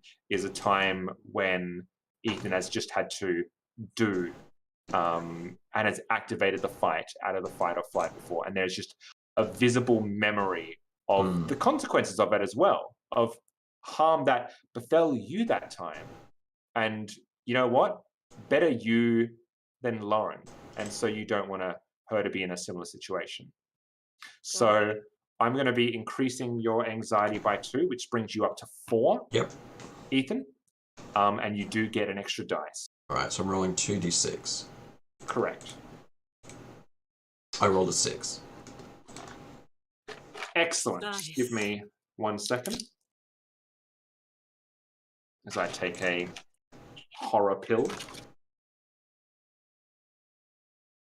I was just gonna say that works so well for like how they ended up as a couple as well, because obviously like her being a midwife she has to deal with like, fight or flight situations, but always when she's in control. And like, Ethan being more like freewheel and spontaneous can act in those situations where nothing is under control. Yeah. Yeah. Anyway, I just thought that would add a little sadness to No, I think so. I'm just having a vertigo tablet just as a heads up. That's why I'm it's a horror taking a pill. moment. I took 2. Oh no.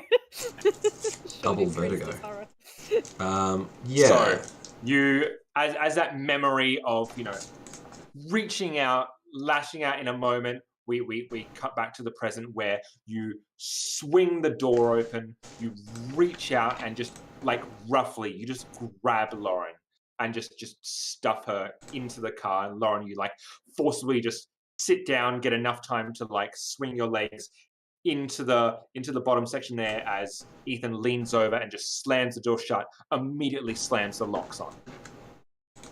And do you keep your focus on the person ahead? Are you looking around you? Where is both of you focused, Ethan and Lauren, currently? Mine is on the person in front of me. Yeah, I feel like the whole time Lauren was looking at this person, but right now that she's kind of just been put in the car, she's kind of not able to focus on anything. She's just kind of like hyperventilating a bit. Yeah. Oh, Sean, I think you dropped out of We didn't audio hear there. that. What's the matter? Are you all right? Can we just go? We're just going. Yeah. I carefully put the car in reverse, and we begin to drive away. So it's not a rushed drive. It is okay, we're going now. So tell me exactly, like, are you reversing? Are you going forward into this person? What is the? We're reversing. It's a four-wheel drive, so we'll go right up the back, same way we came. Yeah. That's most definitely your intention, yes. Yeah. We're not trying to run this guy down. No. You look behind you to reverse, and you see 2 more figures. No. Dressed in the same brown, dirty shawl. Just standing, just watching, blocking the narrow path up and out of the spot that you're in. You notice that as you look to reverse out. If you still intend to reverse, that is absolutely fine. It will, of course, be a roll.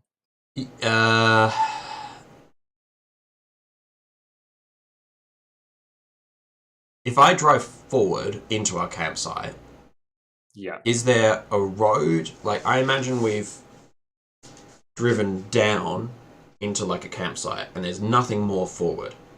So they're on effectively like dirt road, right? Like this is the road here. They're up here, cars here, campsite down here. So if I go back.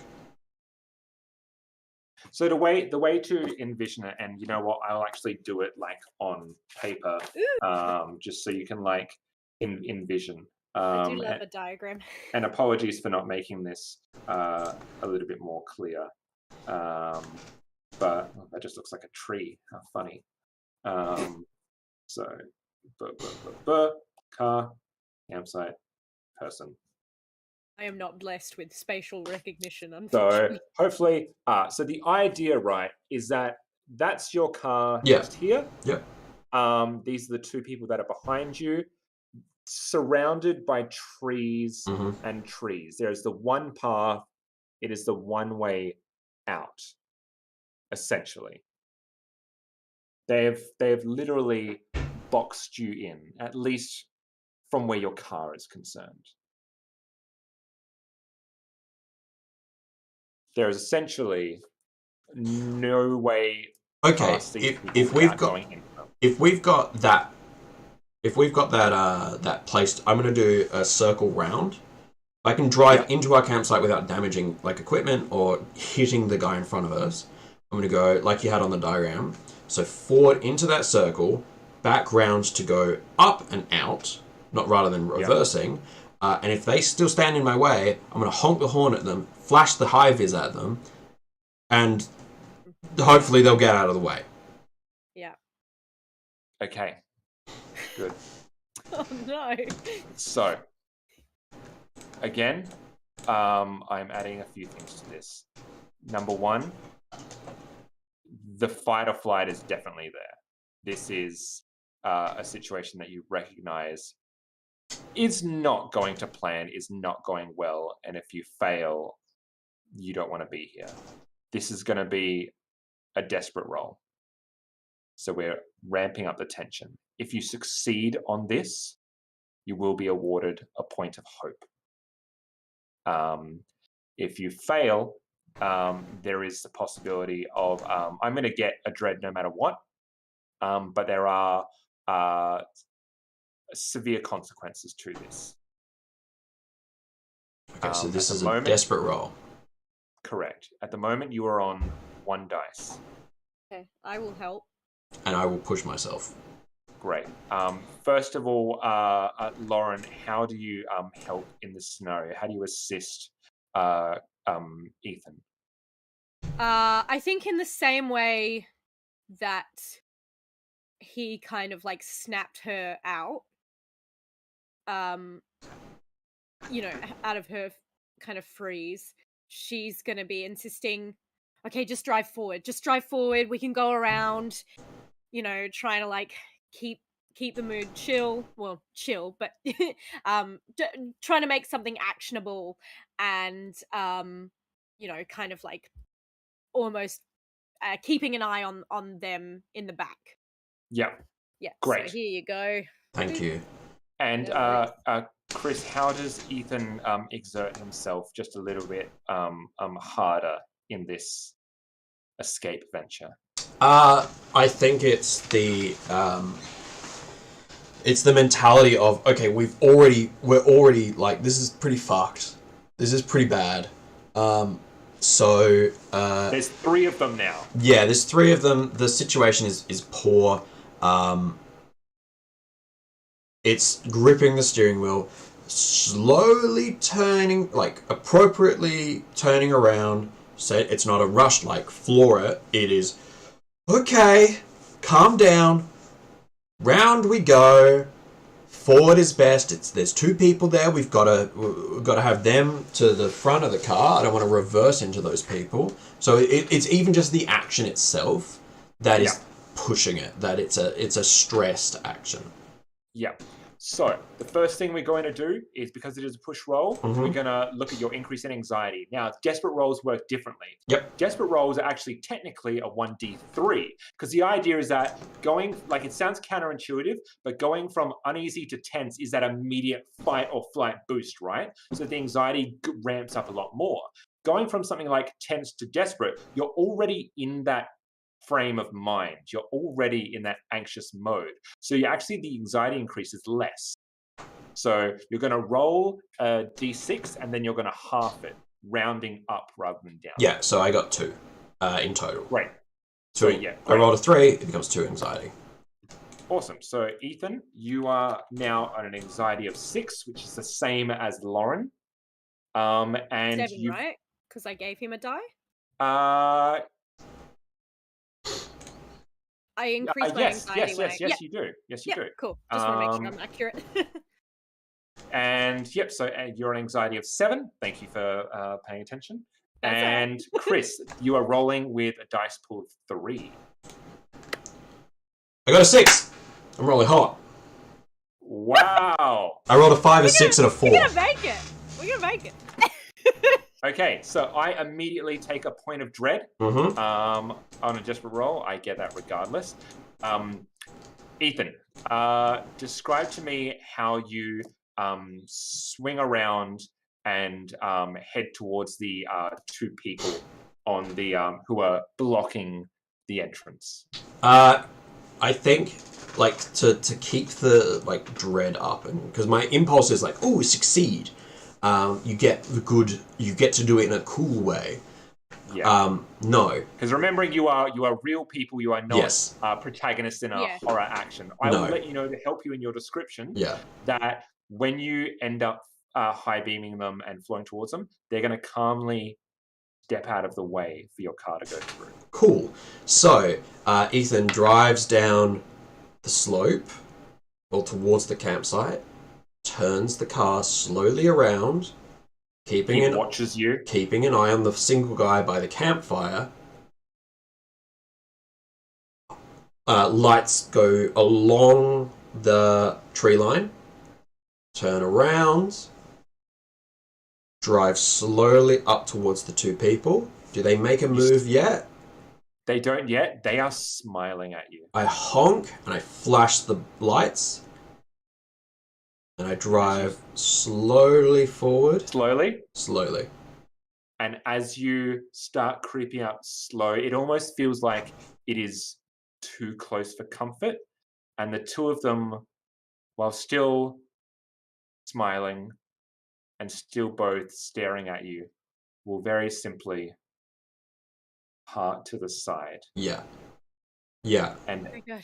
And as you start driving past them, they don't make an effort to touch your car. They just follow your gaze. One of them, Ethan, on your side, watches you. Lauren, the other, watches you. And you maybe take a glance back in your rearview mirror, and the third by the campfire still has not moved. We're okay, sweetheart. We're okay. Yeah. Let's just keep driving. Yeah.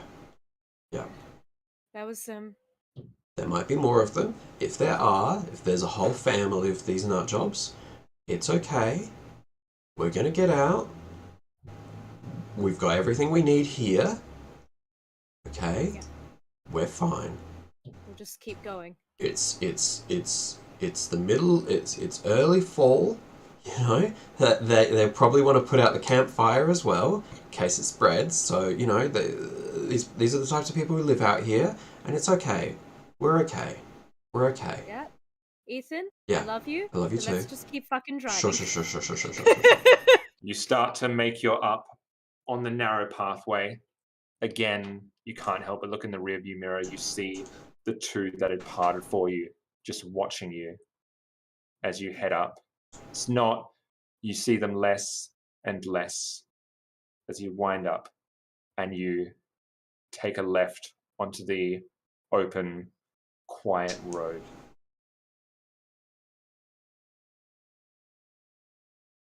As Sean, the GM, looks down,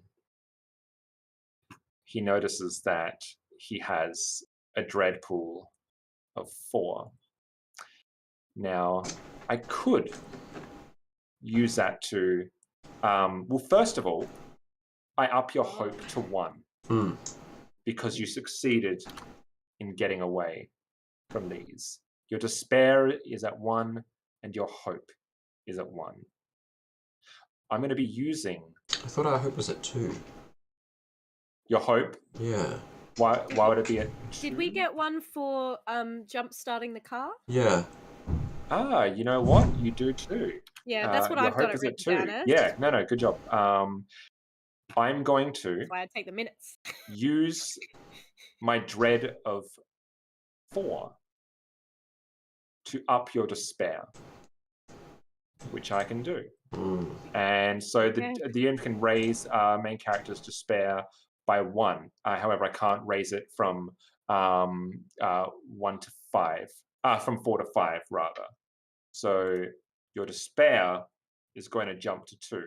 Now, it says A main characters. So I'm going to choose one of you. And I'm going to choose that by the roll of a d6. This is my little homebrew. Because I don't want to make a decision. I want to leave it up to the dice. 1 to 3 is Ethan. 4 to 6 is Lauren. Okay. I respect that. Ethan, your despair track goes up to 2. Okay. We're just going to put a reminder on the board here. For Ethan, your anxiety is 6. Your despair is 2. Lauren, your anxiety is 7. Your despair is 1. Your hope is at 2 as you go along the open road. Only the light of your high beams to comfort you. What little comfort there is as you drive along. And this dissipates your anxiety ever so slightly, nowhere near enough. The adrenaline is pumping, the shock is palpable. Now, it is only 30 seconds to when the soundtrack dissipates just enough.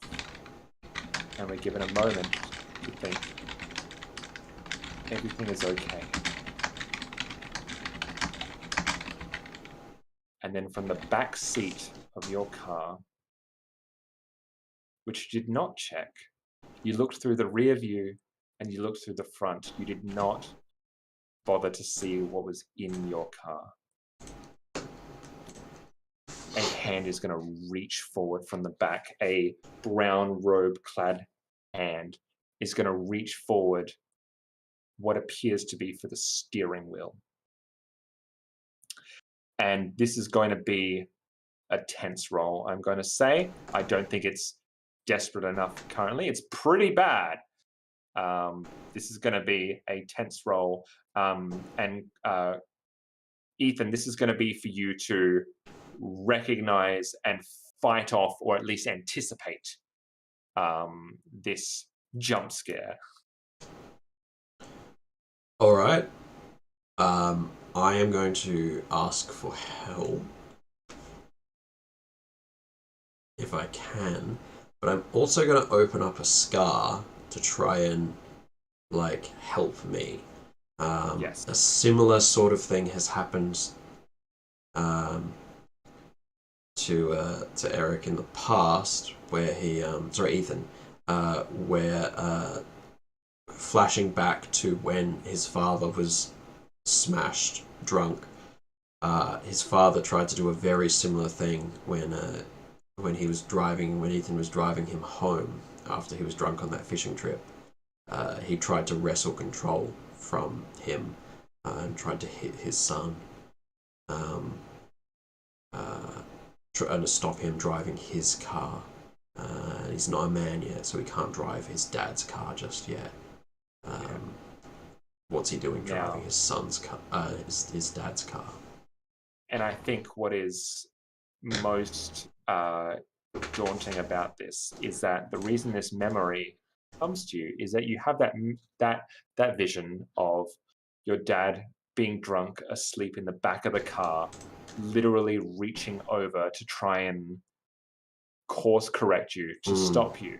He was in the back of your car. The back of your car. You didn't check the back of your car. And it's whether you turn around before this gets to you. Lauren. So your anxiety raises from 6 to 8, Ethan. Lauren, how do you assist in this venture, in this course of action? Here's a die. I think because she has been so shaken up, and just how wide the grin was from these people, that it almost looked like a mask at first. Like, it's unsettling that someone should be smiling that much in like a rictus grin. And so that's just like kind of seared into her memory. And so as a result, she just kind of keeps checking over the back to see if anyone's following them, essentially. So I think that's how I assist you. And your anxiety is going to raise from 7 to 8 as a result of that. So to be clear, my action is to like smack the arm. Yeah. That kind of like impulsive, like just It's to like if the arm is reaching from the left hand across, it's like that. Yeah, great. Right. And like excellent. So maybe like hold it down or something. Yeah. So you are both getting a assist from Lauren, and you've introduced a scar. Go for your 3d6. 6. I don't think you've failed those. I have. I failed very early. With the finding the pants I was struggling with. Great. So, describe to me how you achieve what you set out to do. The hand reaches forward to grab the steering wheel. And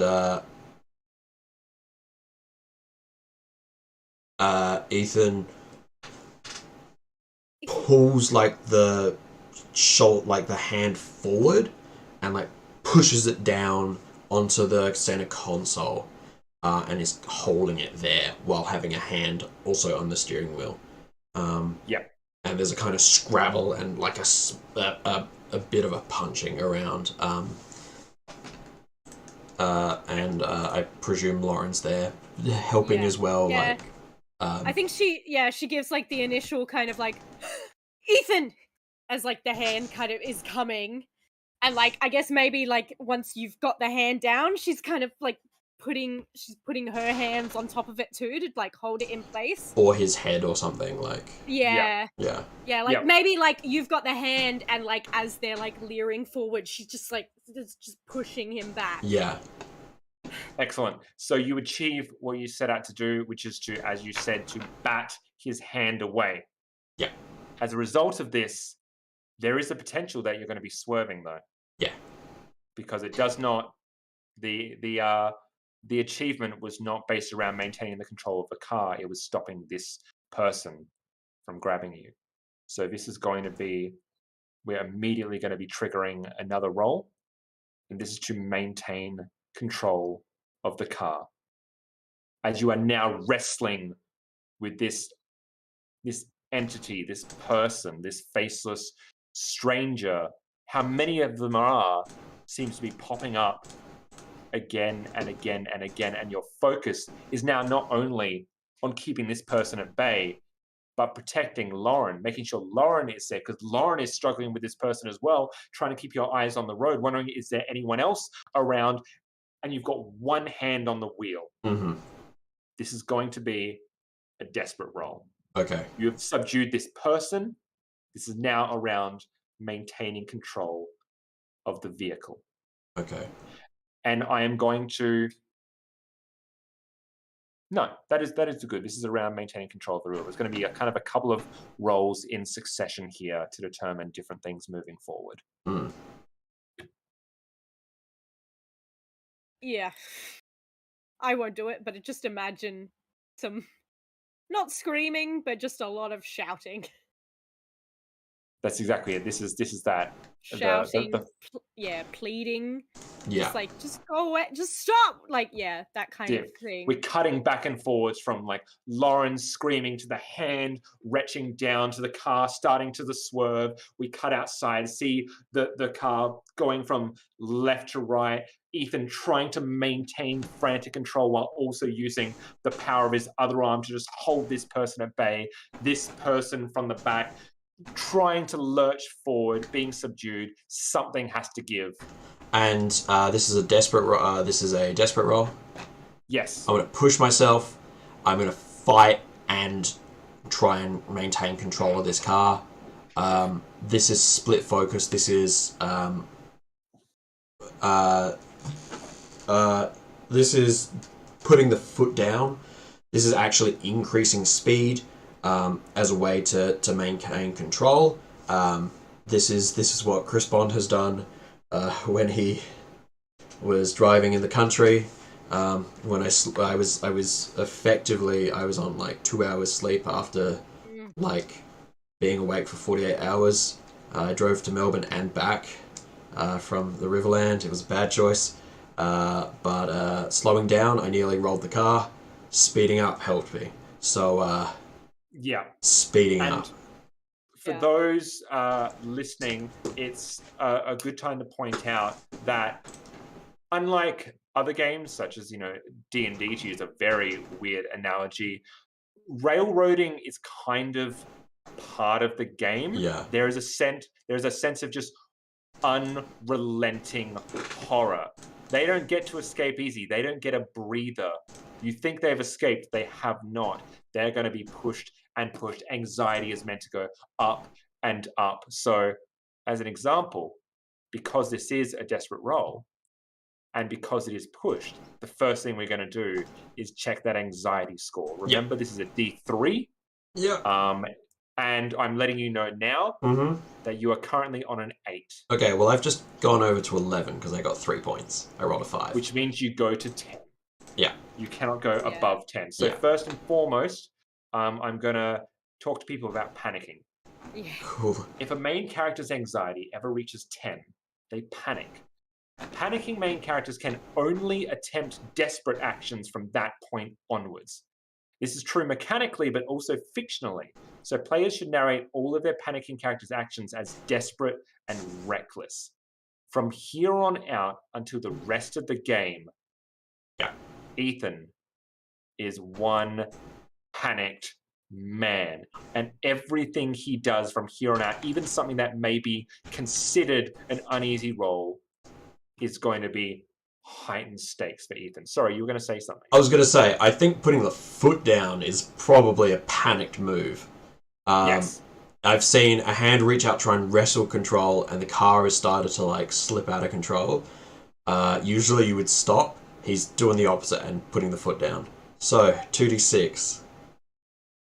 Yep. Help. Sorry, You're Ellen. gonna help? You're going to help? Yes, I would like to help. Okay. Increasing my anxiety to a 9. Yep. There you And go. what are you going to?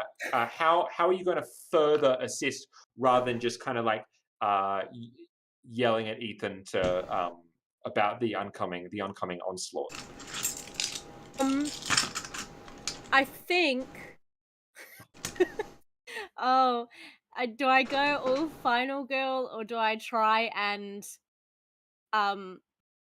okay, here are my thoughts. I either just start fucking punching this person in the back, just to basically move him away from Ethan so that Ethan can just frickin' drive, or I kind of reach across Ethan and hold onto a seat and say, just floor it, effectively acting as a seatbelt. Yeah, I get you. Yeah. Well, I'm happy for either of those two. What do you think, Chris? I think punching. Yeah, let's just it's final girl time. Or it's a horror movie time where it's what use is there acting, civil? Lauren? Yeah.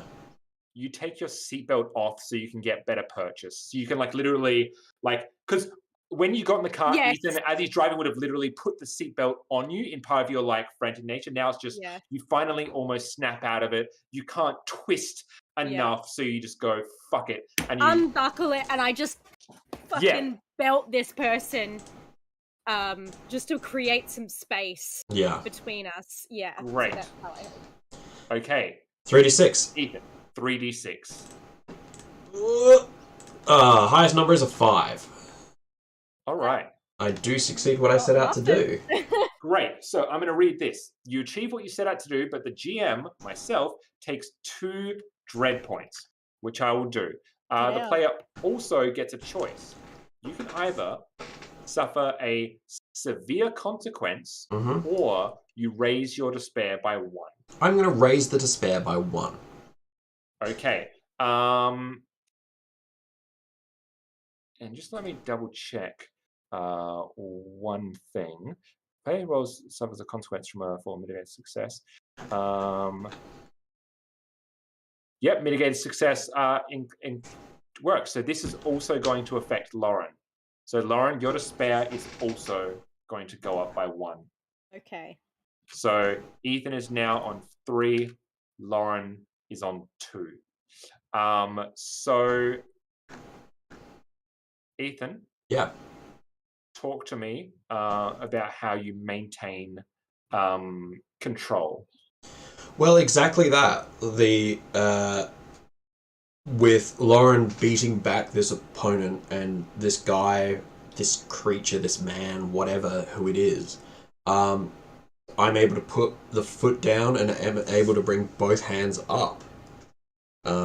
Any fishtailing that the car was looking like it was going to do, any wobbles, it straightens up and we just drive.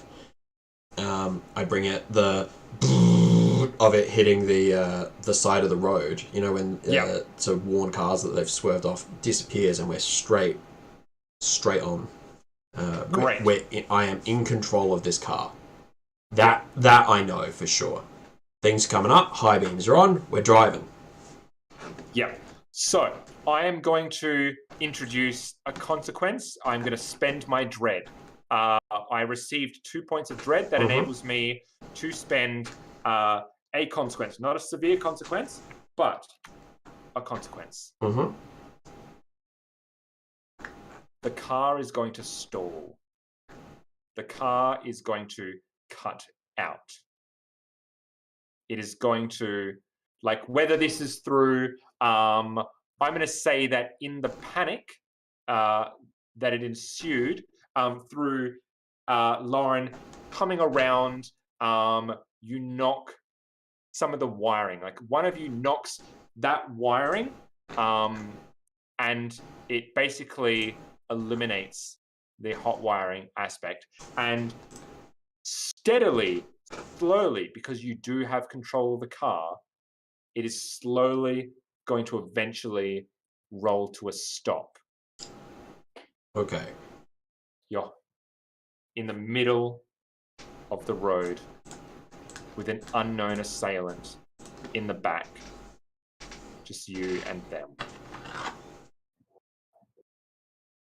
What do you do? We gotta get out of the car. Remembering as well, Ethan, that you are at anxiety 10. Yeah, I'm panicked. Yep. Yeah. Yep. Ethan, let's get out. Okay, sure. Yep. Just like pushing on the car, just like slamming it behind. And Ethan, you also get out. Yeah. We wait till it comes to a crawl. We get out. Yeah. Or at least we try to. Out. That's it. So you get out. This person is immediately going to attempt to pursue a little bit more erratic and desperate than the people you had seen up until this point.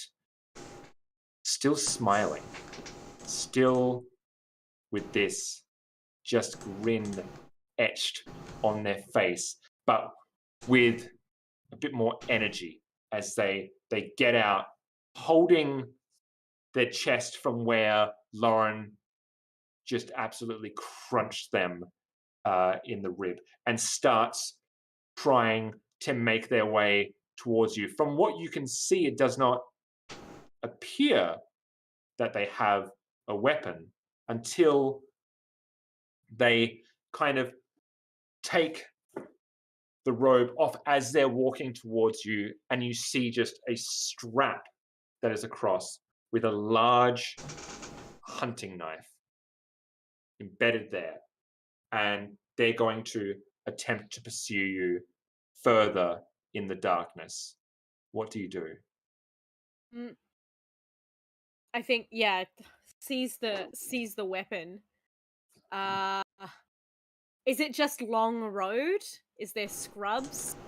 There is. So the way that that you envision is when you turned left out of the campsite, you still have the foliage and the trees on stretch to your left, as far as the eye can see. To the right, there's just open fields, and it's just a long, long stretch into nothingness ahead of you and behind you. Okay, so ahead, behind, that's just the road. There is the trees and stuff, but that's getting closer to the campsite. Yeah, you're about you've come like I would say probably like 100 or like about 30 seconds to a minute down the road before your car stalled. Um, Potentially a bit too close for comfort, but you did create a little bit of distance. yeah, I did because I think my instinct is to like try and hide amongst some, you know, shrubs or whatever. Try and use the Um, darkness to your advantage. yeah, yeah, but is that too far away for me to kind of like spot and head to? No, I mean you've got the tree line like right to your left. Yeah, great. You can Okay, absolutely like yeah, you're looking to kind of just race. Now you are at anxiety 9. Is this 9. done without Ethan at this point? No, she grabs Ethan's hand and like just pulls him with her Okay. and just like, let's go, let's go, let's go. Okay. This will be a desperate roll, Sure. but B, you will get a point of hope if you succeed on this. Right. So this will be akin to losing this person. You're looking to hide from this person, escape their notice, avoid this being that is now revealed, an object designed to do harm, and they are endlessly, for no reason that you can surmise, have chosen you, the two of you, and they seem to enjoy it. I'm going to help. It's desperate. This is actually probably not what we should be doing. Running away from the car is a bad move, but that's a reckless action. And you probably want to push yourself there. Yes. Because it's desperate. I think I would like to maybe open a scar. Okay. Yep. You can get to a maximum of 3 dice, so it's best that you push yourself. Oh, scars add 2, right? Yeah. Cool. Well, no. So scars give you an anxiety of 2. Like either way, you're going to anxiety 10. Yeah. Because you're already at 9. And a scar is going to do the same thing as a push roll. Yeah. Yeah. So either works. If you would like to dive into your backstory, that it's always a good way to break up the tension a little bit. Yeah, I think let's add a scar for flavor. Sure. Because it'll be doing essentially the same thing. Let's step away from the horrific moment to go to a troubling time. Now, you are looking to hide. Is there maybe a time in your childhood where you had to hide or escape? Or like if we looked like really far into your past, can you think of anything? Yeah, I think it was a night where Lauren's mum tried to I mean we've done that. I think maybe it's the opposite.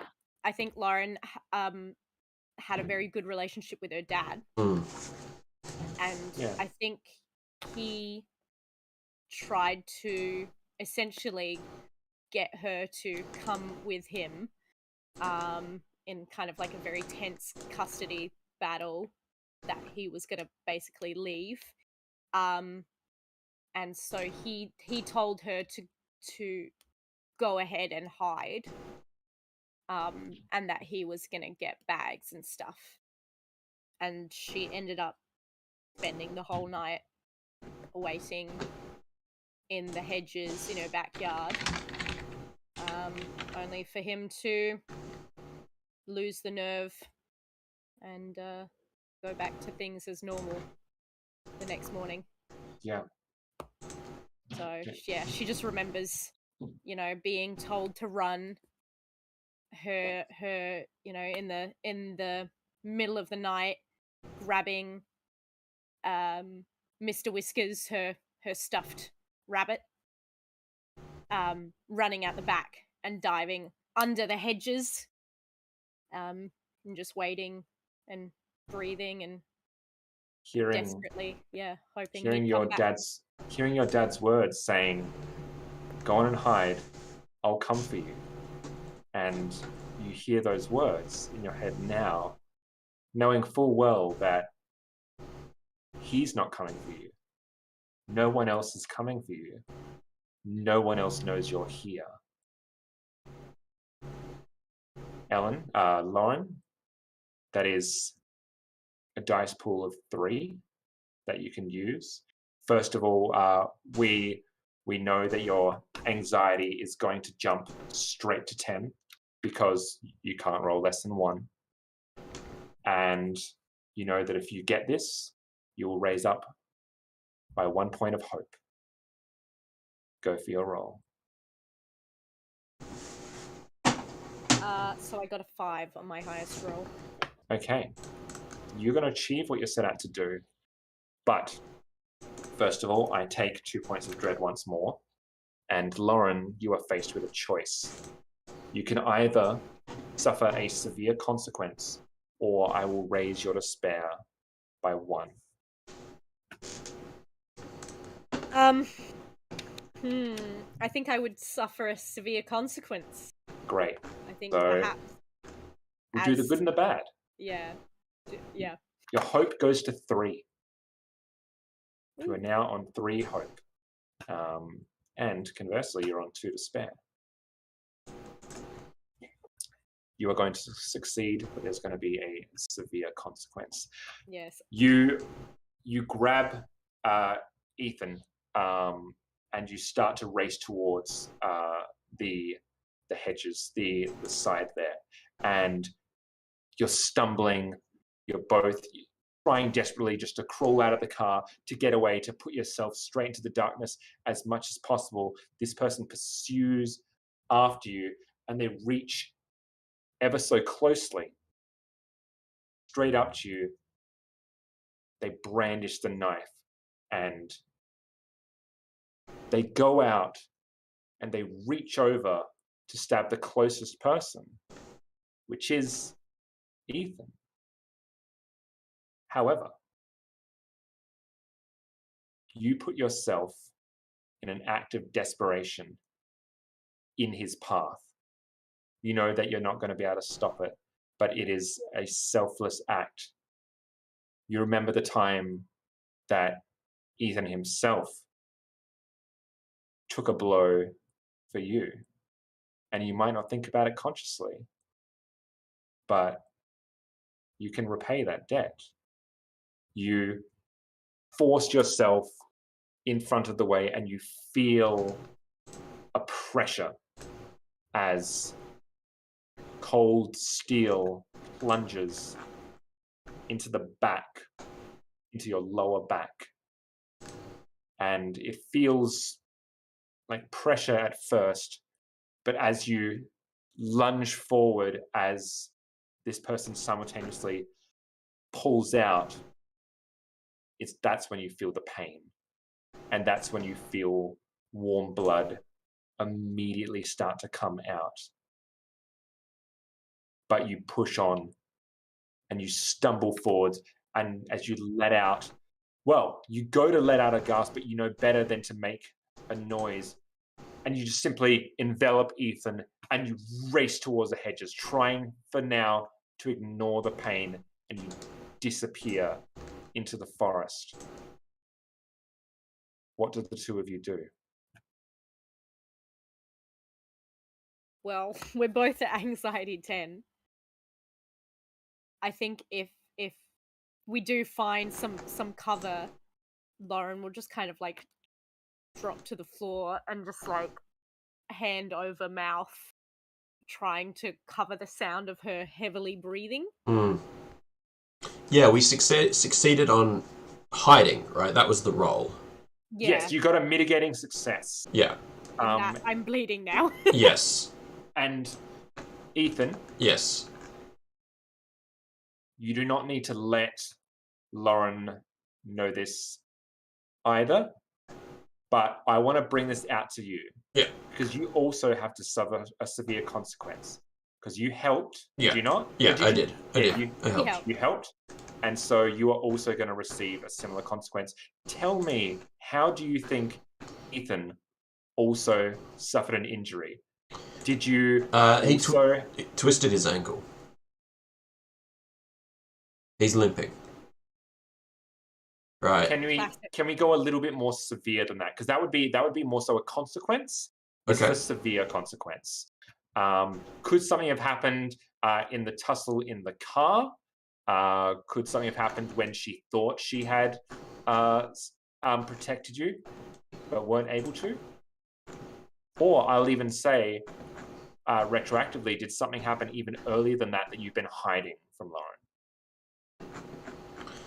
I'm just trying to find through the book to see what you mean by like a severe consequence.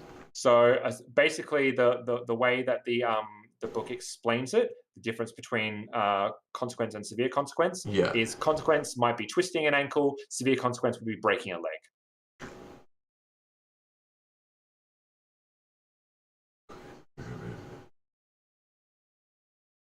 Yeah.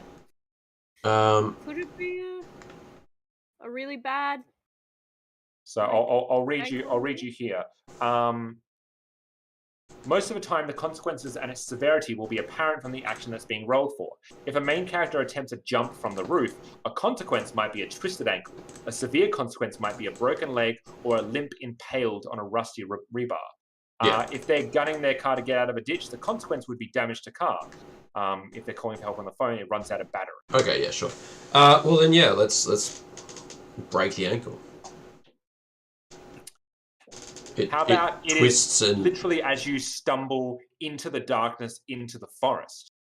Yeah, as he is pulled along, his footing isn't great, and the ankle slips and breaks. There's a ditch. There's like a give in the ground there that just it's that, you know, that thing where you step down and you think there's surface there and it's not, and you just jar your leg and it goes forward. Yes. And you're racing forward. And how does Ethan react? Is there a scream? Are you able to hold it in? I think I roll for that, right? If I'm trying to hold it in. Because that's counter to what we're doing, right? We're trying to hide. Yeah. Well, let's say because you I don't think it makes sense to like the consequence shouldn't negate the success of the roll. So I'm going to say you are able to keep it in enough that it doesn't alert your attention. Okay. You've gotten far in enough. They drag you, go further into the forest, enough to make distance, and then you hit a snag. You hit down, and you feel bone shift. You hear that audible crack that like reverberates deep within you. I don't know if anyone's ever twisted a ligament or broken a bone, but you feel it internally. Yeah. And it echoes throughout your ears, and you know immediately that something is very, very wrong. And I would say, at least at this moment, you don't know how bad things are for Lauren. You've given yourself enough distance. You are deep within a forest. There's no light. There is no sound. There is no help. You are both panicking. You don't think this person has pursued you. What do you do? We gotta keep running. We gotta keep going. I don't know that I can. We can't stay here. They'll find us, they'll kill us. We gotta go. Let's go. We can't stop. Okay. She'll try and get, stand up. I'm assuming. Yeah. Despite the pain in her back. And you go further and further into the bush, away from the road, away from what you know to be the only way in or out. But what other choice do you have? And you pursue further. It is slow going. It is painful. The adrenaline is starting to wear off to the point where you know you shouldn't feel safer, but it has been 5, 10 minutes without seeing another one of these robed figures. And you see it start to thin out, the bush starts to thin out, and you come into what seems to be another field-like area. And Lauren, you feel a buzz in your pant pocket. I go for it. You pull it out, Okay. and two things become noticeable. Number one, there is a bar of reception. It's faint, but there is a single bar, and you just see a message from Phil, actually, that just says, "Looking forward to the trip. I'll see you at nighttime." And you can see that's from much earlier in the day, probably when you were traveling and when you first went out of reception. And then you see another buzz. "Okay, I've got here. See you guys soon, I guess." Smiley face. And these buzzes keep going. You see missed call. Missed call. "Where are you? Guys, I'm getting fucking worried. Where are you? I can't get through to you.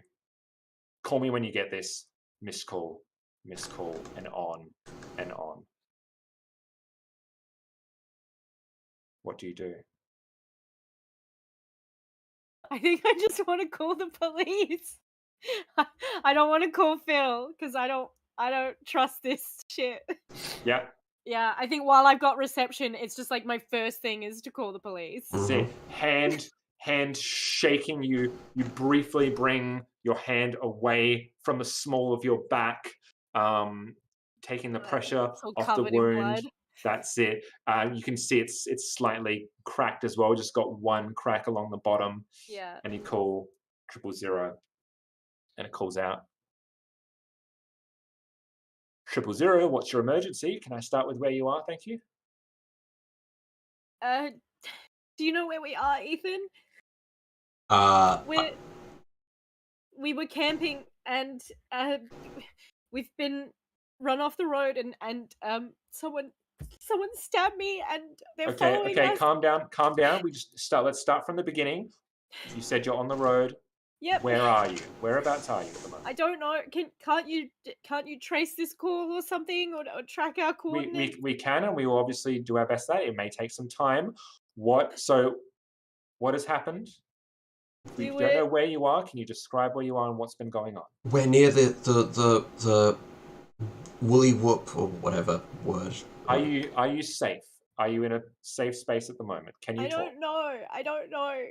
We went into a little camping site just off the road because we weren't going to make the camp in time, and then there were 3 strangers and one was in our car and they followed us and one of them stabbed me and we managed to run away, but I don't know where we are now.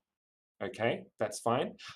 Look, if we just down the line a little bit longer, we can get at least a brief idea of where you are. So, you said there were 3 individuals. Are they with you now?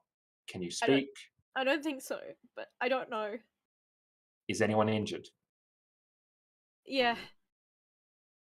Have I noticed Ethan's injury? I would say that you would have noticed him trip, and he's clearly been limping. Yeah.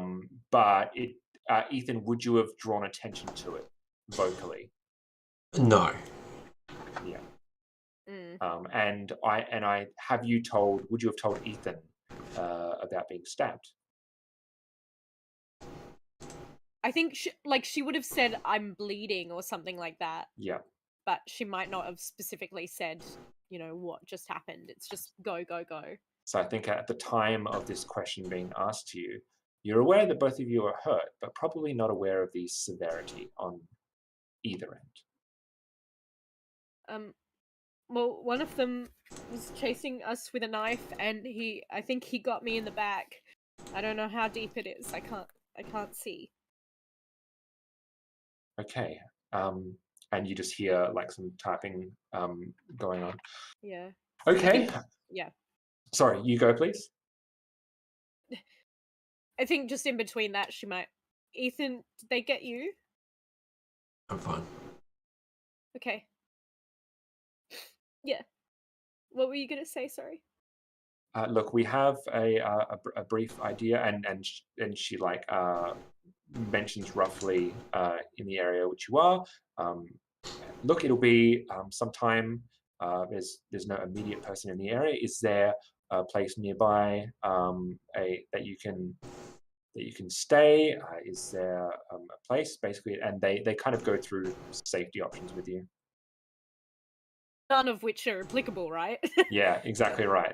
We're just in the outback. They were in our car, so we ran out of the car. There's nothing nearby, and we don't know where they are. Okay, that's absolutely fine. Look, so what we're going to do is we're gonna send someone out. If you just try and stay in one spot, and it cuts out, and Fuck. you look at your phone, the bar has gone to 0 once more. You get a brief thought, and you go onto Google Maps or the equivalent that the studio, Bing Maps, I don't know, whoever we happen to be with at this time, and the person has moved. Obviously, it's been a couple of hours since you were last had an active tracker, but you can see where you are now. And you can see that you're actually not too far away from the campsite that you were originally intending to go to. Ideally speaking, it should be walking distance. You actually weren't too far away from where you needed to be. You believe that you should be able to potentially get through there if you do a straight walk as the crow flies. Like a half an hour walk. I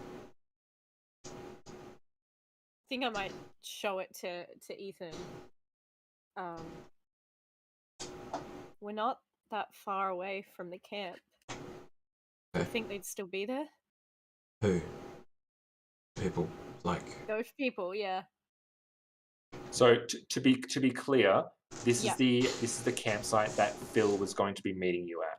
Ah, the actual one. Yes, you are not far. You like where you ended up setting up camp was not too far removed. I see. From where you originally intended to be. Okay. In which case, yeah, I show him that. And then I also just kind of show Ethan the text. Yeah, let's go. Let's go. Let's get there. If he's there, he's there. If he's not, he's not. But it gets us further away from where we are now. That's okay. Let's just go. Okay. All right. Let's keep going. Let's just keep going. Yeah. We Do you think something happened to him? I'm sure he's fine. He's fine. I'm sure he was just waiting for us. We're a bit late. We're okay. We'd be okay. It's okay. Okay. But he said, "I'm freaked out." Yep. No, I think he just missed us. Okay. He's just worried that he probably thought that we just hit a kangaroo or something. Let's just get there. Okay. I love you. Let's get there. Okay. Yeah. Yeah. Okay. Ethan okay. Let's go. And Lauren, take the time to reassure not just each other but yourselves that everything will be okay, that you will make it through this, that help is coming and help will find you. You trudge on in the rough path that, from what you can tell, should lead to the campsite in general. It is slow going. The decision is just to move endlessly forward, talking slowly comes to a stop as your energy and your focus just comes onto putting either one foot in front of the other or the same foot in front of the same foot, as you can't really, Ethan, use that leg anymore. You perhaps, unfortunately, need to use Lauren a bit to help. Lauren, you have one hand on your back, the other hand supporting Ethan, and what should take half an hour takes considerably longer. And as you go on, to your relief, actually, I was going to say, should not we roll this? that's what I'm thinking. Yeah. We're going to roll this. This is going to be to find the campsite.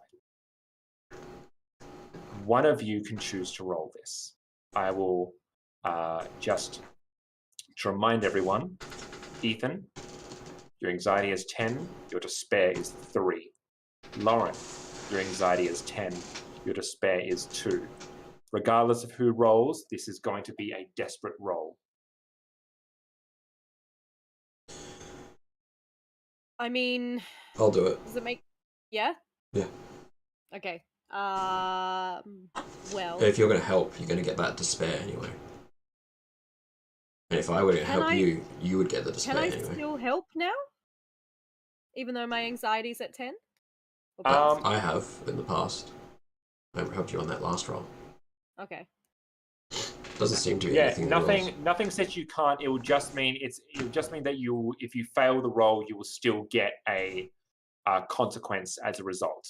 Okay, cool. Yeah, well, in which case I will help, as I had the map. Well, I had the Google map with when it still had coverage. Yeah. And so, I might, how like even when you're offline, you can still kind of look at the map. Yes. Yeah. Yeah.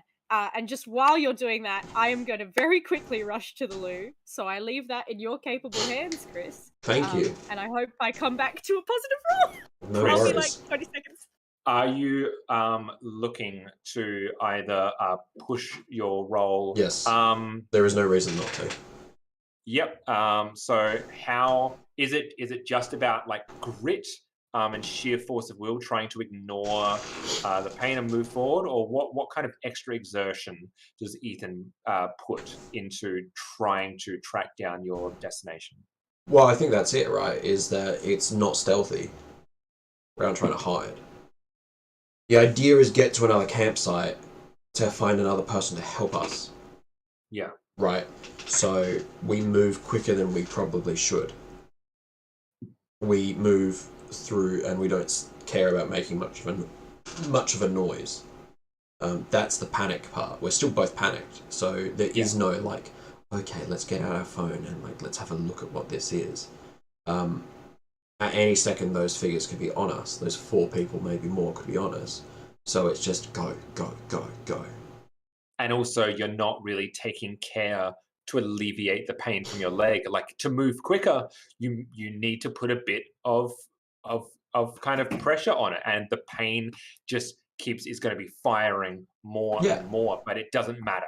It like does not matter. Crawling on glass. It sucks, but it has to be done. We're just moving. We're just moving. There's no stealth about it.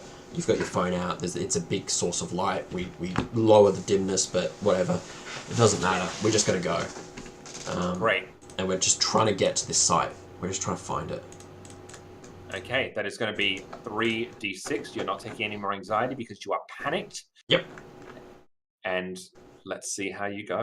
Is this hopeful, or is this not hopeful? This...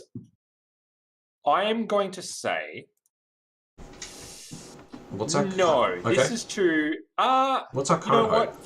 For the purpose of... for the purpose of the stream, and I think, if you can find Phil, then that is a phone that has reception, presumably, because he was messaging you, and B, another car. Yeah. So I think that is correct. Okay. So you succeed. And another person to help. Yes. Okay. Well then, I rolled a 6. Yeah. I rolled a 6 and 2 Great. 2s. Oh, that would have been dire. Okay, so your hope is going to go from 3 to 4, and my dread is going to also jump up. So remind me, you're looking to find the campsite? That's right. Yes. So we find the campsite. Yes. So my music is just blaring in my ears, so I'm going to turn this down. It's like gone wild. It's ramping up because it knows that we're heading towards a sticky point. The algorithm always knows. You trudge on. It takes so long. You probably at some points even say, "Are you sure we're going in the right direction?" It's you said it was going to be half an hour. It has been an hour. We're lost again. Like we're not getting in. We're just going further into the middle of nowhere. We're not getting out anywhere. We're just going in deeper into the belly of the beast. But what choice do you have? There is no going back. You saw what was back there, and this is a chance. If nothing else, it is a chance. And against all odds, you start to notice familiar kind of like foliage and vegetation, and it's unlocking a bit of a memory. These were you're sure you see, and then it becomes very, very obvious when you see a tree that had been marked with the very cliche, cute, but unmistakable E+L that has been carved there all those years ago. And this is the place. And you pass that tree. There's no point you can't dwell on that. It's sentimental, sure, but that's not the primary concern. This is the place. Phil should be here. Phil is here. And you come out into the clearing and you see a fire that has been recently snuffed out. Presumably you can see the smoke still rising from it, and there's a tent in front of you, Phil's tent. What do you do? Phil, wake up! Just rush over to the tent. Yep. Try and open it. You rush over. You open the tent. There's no Phil. There's, and you keep calling out, and you're yelling out for Phil. It doesn't look like anything is disturbed in there. And then a hand reaches out and grabs you on the back, and you turn around. Guys, you're here. Where in the world were you? I've been trying to call you all day. What? Oh my Shut God. up. Get in the car. Get in the car. We gotta go. We gotta get out of here. What the fuck happened? Just get in the fucking car. Where's your car? Where's your car? Stop fucking talking to me and get in the fucking car. And he sorry, you go, Lauren. Oh yeah, it's just gonna be similar. Imagine what Ethan's saying, but similar. Okay, so he's like, fuck. Okay. My car's yes, it's just up there.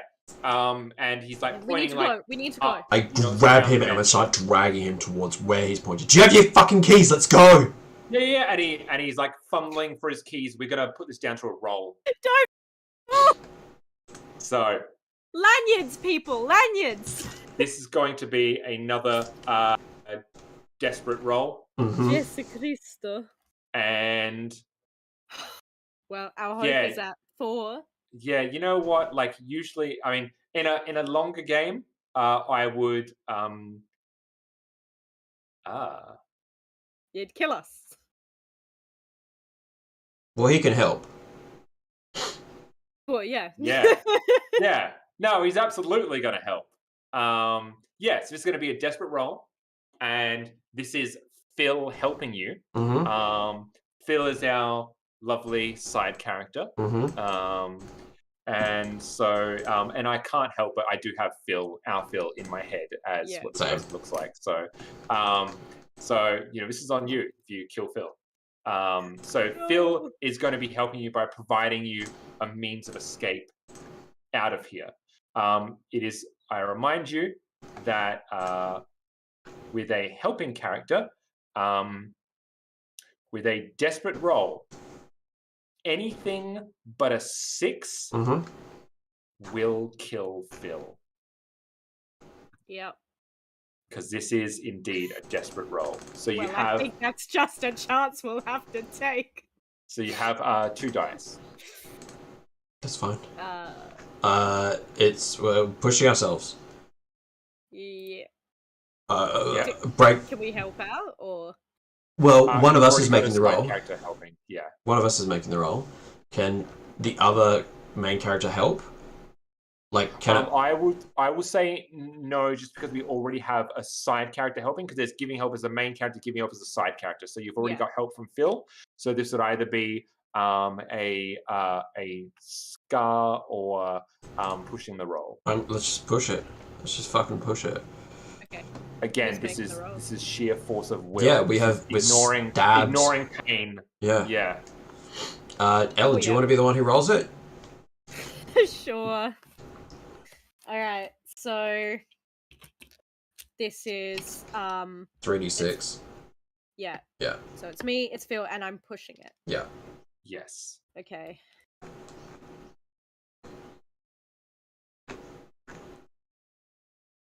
The highest I've got is a 4. Okay. Poor Phil. So, a couple of things is going to happen here. Just let me chuck a couple of things my way here. And Sorry, let's Phil. also spend. Sorry, there's a few things to navigate. That's all right. Because number one is that your hope does indeed go from 4 to 5. Phil is going to bite the dust, and I don't have enough. That's fine. And just because I feel like it is narratively, I'm going to impose a severe. I don't think it's worth putting your despair up to 4 or to 3 because we already know that hope is going to win the day. But I am going to include a severe consequence. No.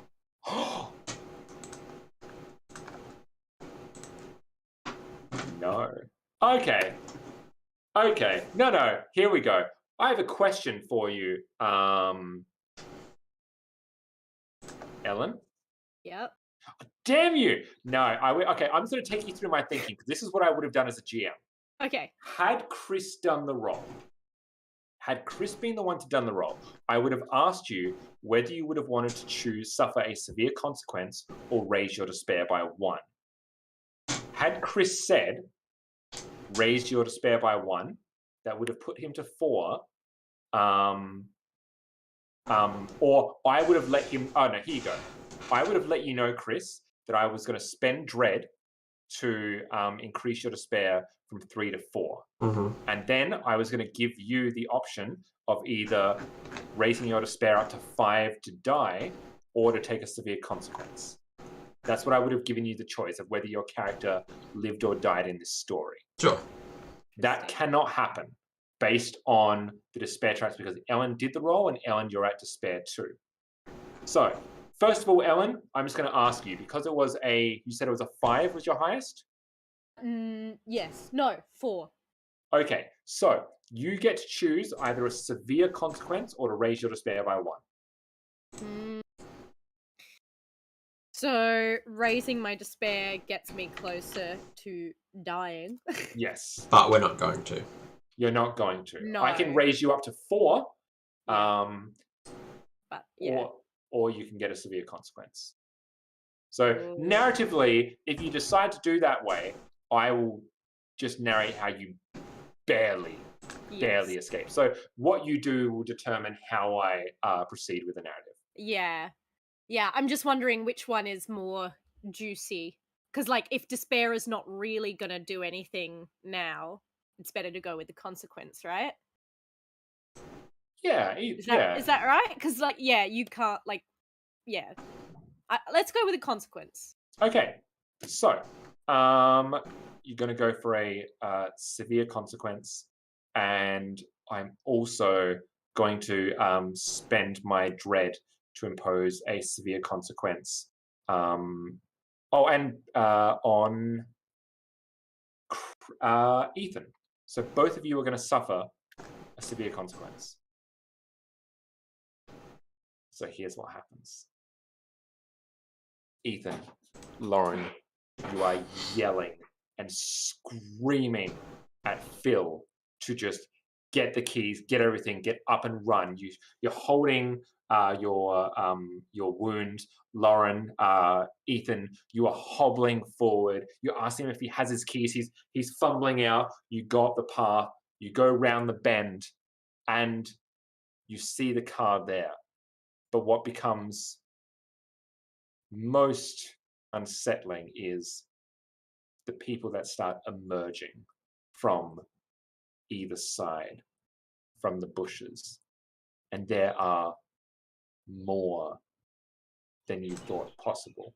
An innumerable amount of these brown cloaked individuals that seem to just apparate from the darkness, from the bushes, all smiling, all focused, fixated on you, almost forming a procession on either side, guiding you towards the car. And you go to ignore them, and you start going, and they start to close the gap, stepping in closer and closer. And Phil is freaking out. It's like, what the fuck is this? And you're just like, just go, just go, just go. And then two of them step in front to stand in your way. And at this point, unless you would say otherwise, I feel that you would just say, fuck it, and you were going to get to that car through hell or high water. Would that be a fair assumption? I think so. Yep. Ethan? Yep. Sure. And you push through. And the immediate time that you put contact on one of these people, all of them start to swarm in. Knives start being brandished, but you push forth, you shove the two over, and you start to bolt. You yell, run, you start to fire through. You see it thinning, and you feel Chris, Ethan, one dagger slip into your rib cage. Lauren, you feel one slide into your thigh, but you push forward. Phil takes one right to the shoulder and immediately drops forward to his knees. You push forward. This smiling, creepy faces just starting to envelop. You push forward. You feel knife wounds slipping into you.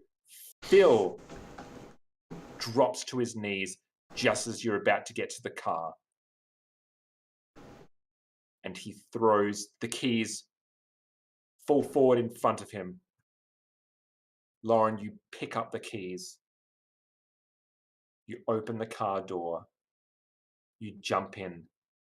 You're screaming for Phil to follow you.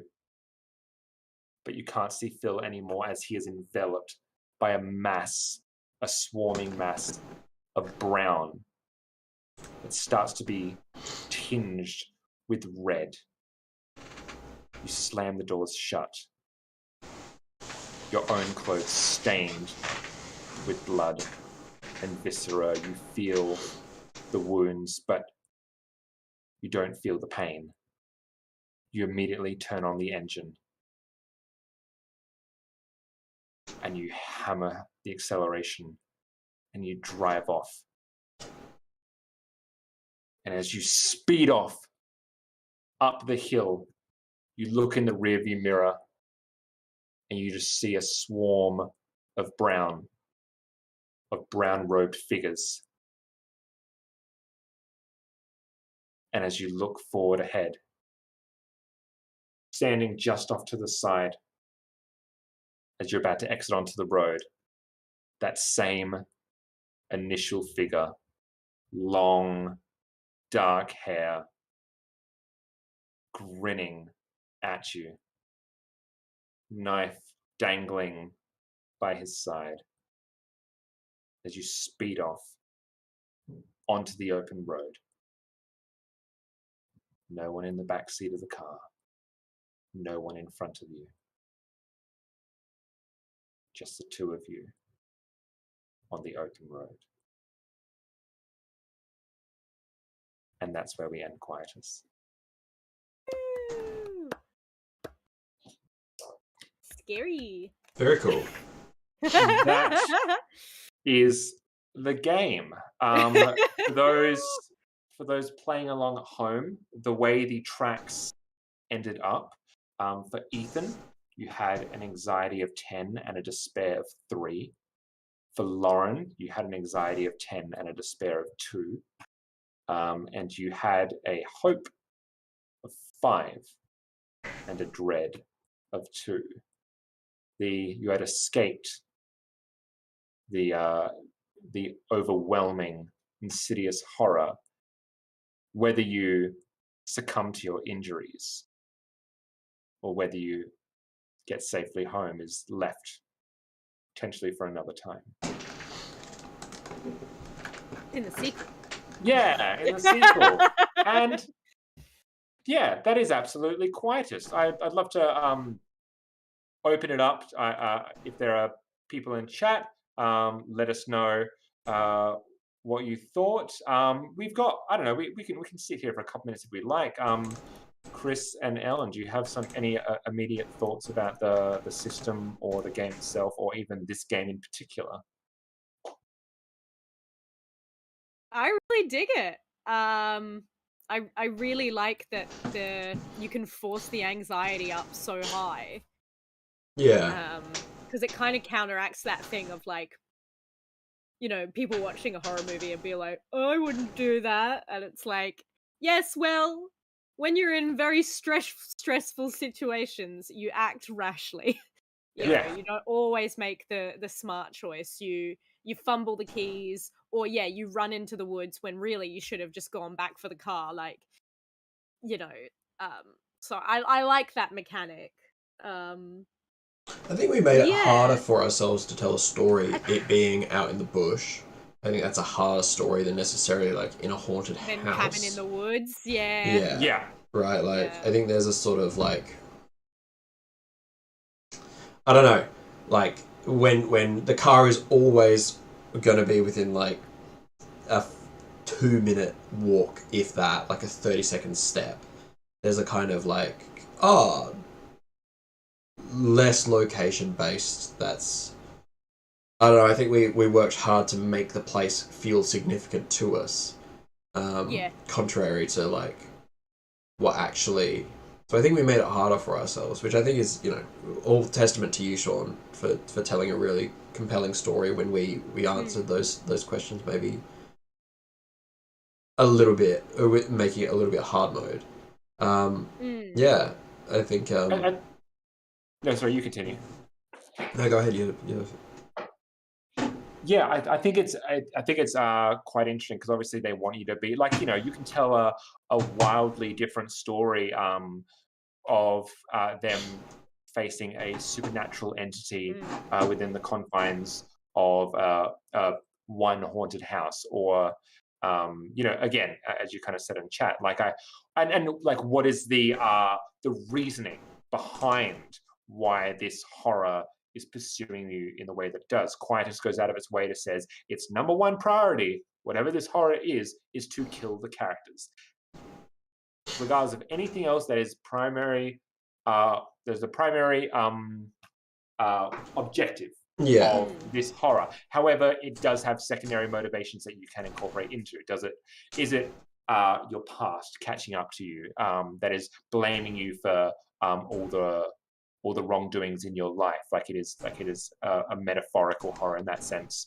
So is it something like the Babadook, or is it just a vengeful, mindless, inescapable horror that has no reason behind it, a la The Strangers, or Mike Myers, or like, you know, it's like the reason doesn't matter, as they say in The Strangers. Like, you know, why are you doing this to us? The answer is you were home. I haven't seen Strangers. Yeah. Yeah. That is, The Strangers is actually the, they say in the book, like, you know, it's definitely not the best book on this list, but it is the most direct influence of this game. Yeah. So yeah, and it's upping the kind of thing of a normal horror, which is just like, you know, how do we imbue these characters with the sense that it's even though the threat is not directly tied to their backstory, sometimes it is, but often it's not. So like the imbuing and the scar kind of thing makes it seem more like this was always going to be inevitable. Yeah. When really it's not. It's random chance that they were there or that they encounter these things, but it adds to a kind of like overall cohesive story of, you know, well, your fear in your life was this, so then it's more tragic that your end is this. Yeah. And I enjoyed the challenge of a middle of nowhere sort of isolation, of going, okay, I may have to work a little bit harder to you know, keep this going and keep the pace going, but because it goes out of its way to say, just be relentless. You know, you think they've escaped, they have not. Bring it back harder. Be a fan of the characters, but don't go easy on them. And I think that's helpful advice from the games. Oh, you were going to say? There you go. I was just going to say, like, that's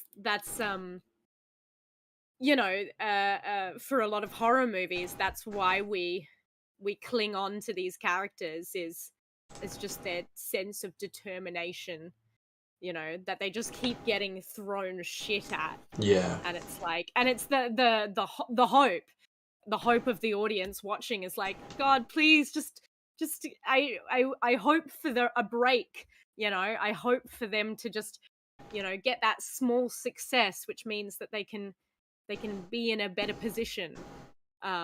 You know, I hope that the babysitter picks up that knife, you know. I hope that the killer stumbles. You know, and then like using hope as a mechanic I think is very, very clever.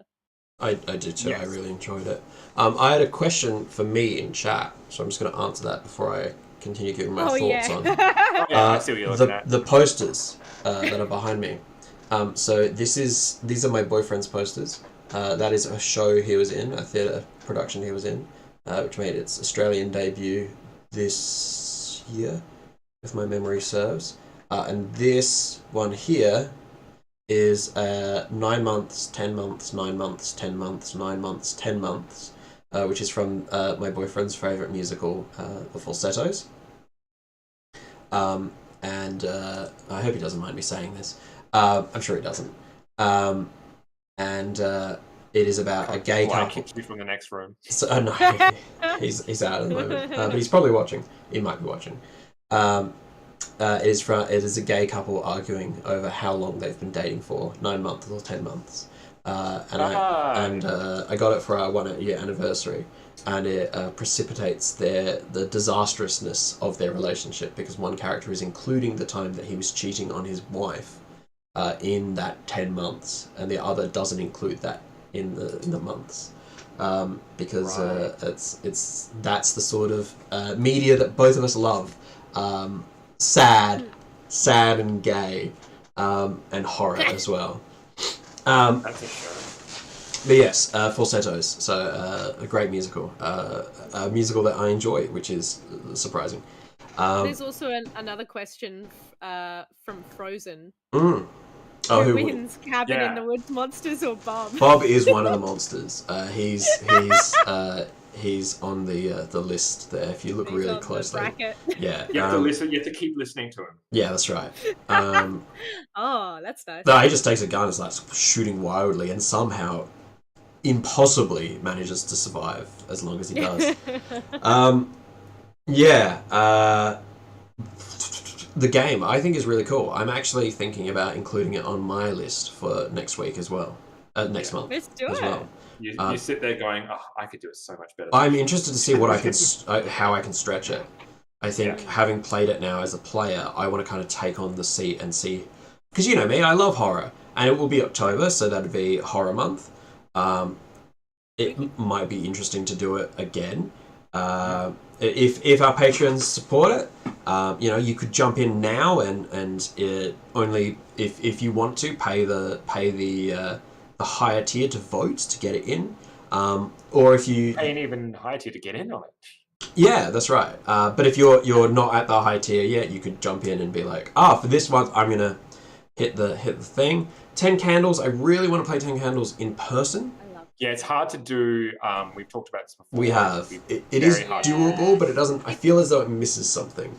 Yes. Yeah, it's not impossible, but no. Yeah, we would just all have to we'd have to go to IKEA, get one of those like 70 pack of tea light. I was gonna say all have like 10 here. And distribute them amongst ourselves. I think it'll probably be the usual, usual game for next month for Vampire the Masquerade. I think I might add Quietus to that list, and at the moment it looks like it'll be Dark Heresy, which will also be on that list. Nice. We'll see what we get. But there'll be a post about that very shortly. Yes, I very much want to play this again as well as a GM. I think this fits nicely within my wheelhouse. I also just like the idea of going outside of what is usually expected of me, which is why I did 3 straight horror ones. Which was spooky. Want to go spooky, you know. But yeah, so firstly, thank you to Ethan and Lauren for being around today and providing me with a platform to GM once again. And lovely characters, lovely tragic characters, so I appreciate that. 2 modes, horror and Dicky. Yeah. So what I thought is that I just wanted to say, thank you so much for doing the stream. Thank you to everyone that showed up and showed out. I hope you enjoyed our horror goodness. Obviously, Roll2Cast Live is a format that enables us to do games that potentially we don't get to do through a normal season of Roll2Cast, or just enables us a chance to revisit stuff that we have already done. So that's why, as Chris says, you'll see Vampire the Masquerade on the list, but you also see something like Quietus or Dark Heresy. So again, if you like what we do and you would like a way to support us, as it says up on the top left-hand side there, you can support us on Patreon. We have several tiers, and one of which is having the ability to vote. Because also, if you had been able to vote this month, maybe you could have been the deciding vote, because it was literally all 3 were tied. So your future vote could stop that from happening and take the choice away from me, or whoever happens to be GMing. Last things I'll say is that we are currently in the midst of our Avatar Legends season of Roll2Cast. We are a bit over 20 episodes deep, and there's still lots of goodness to come.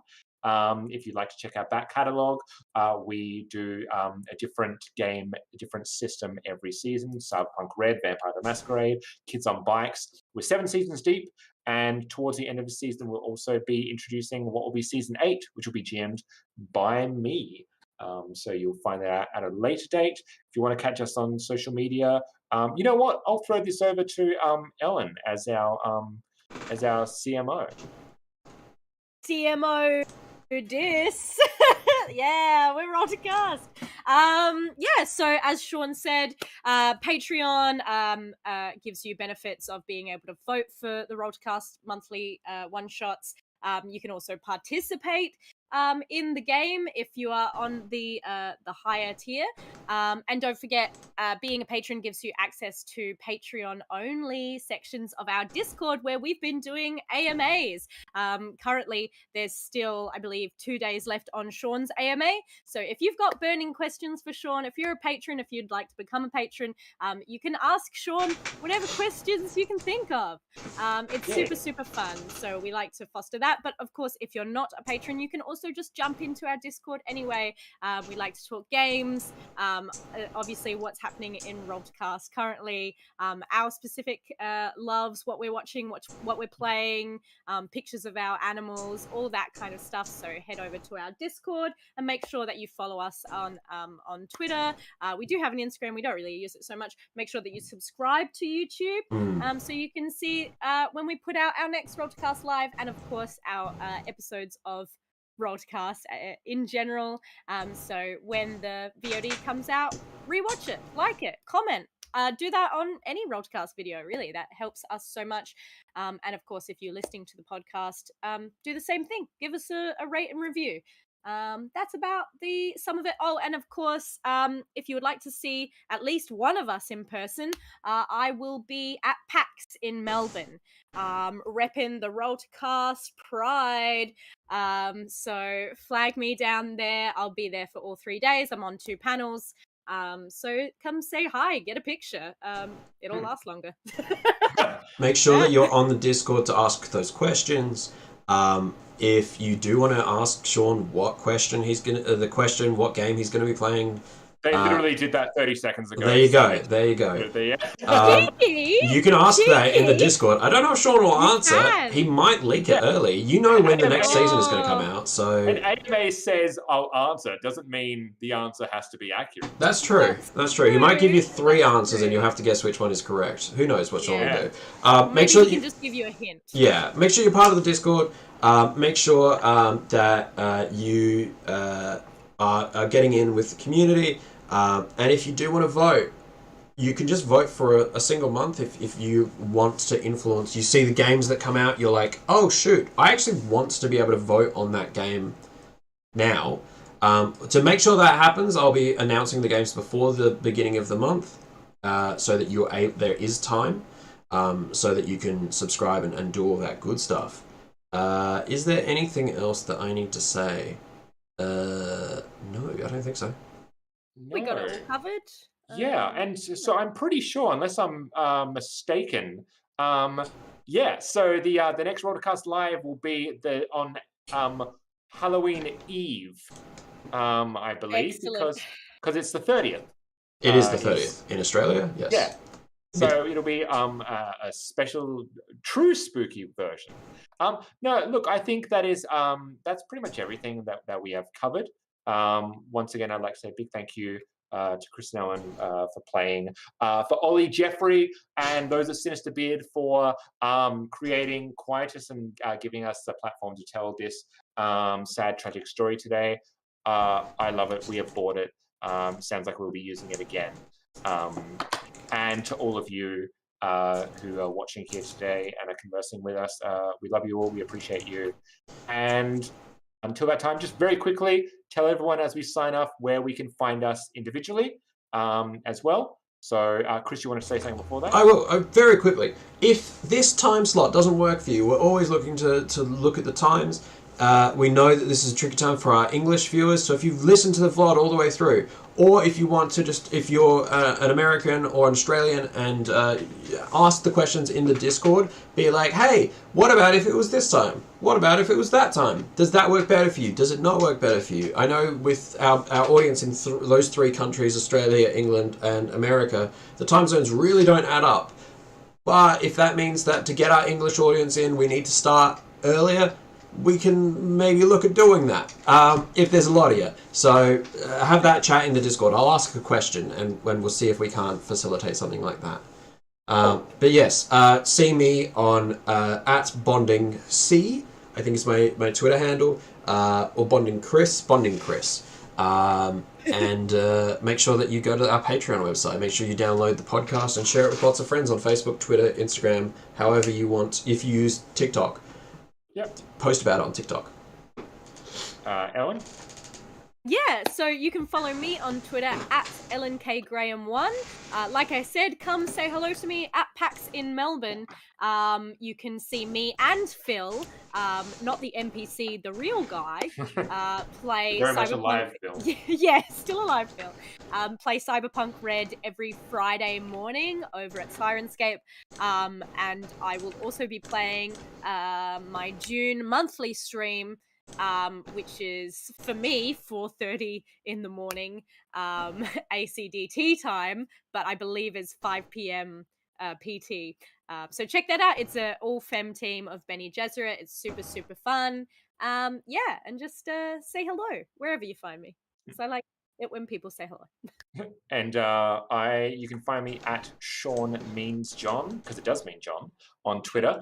And so I'm currently the GM on our Roll2Cast season of Avatar Legends. You can find us on any good podcatchers.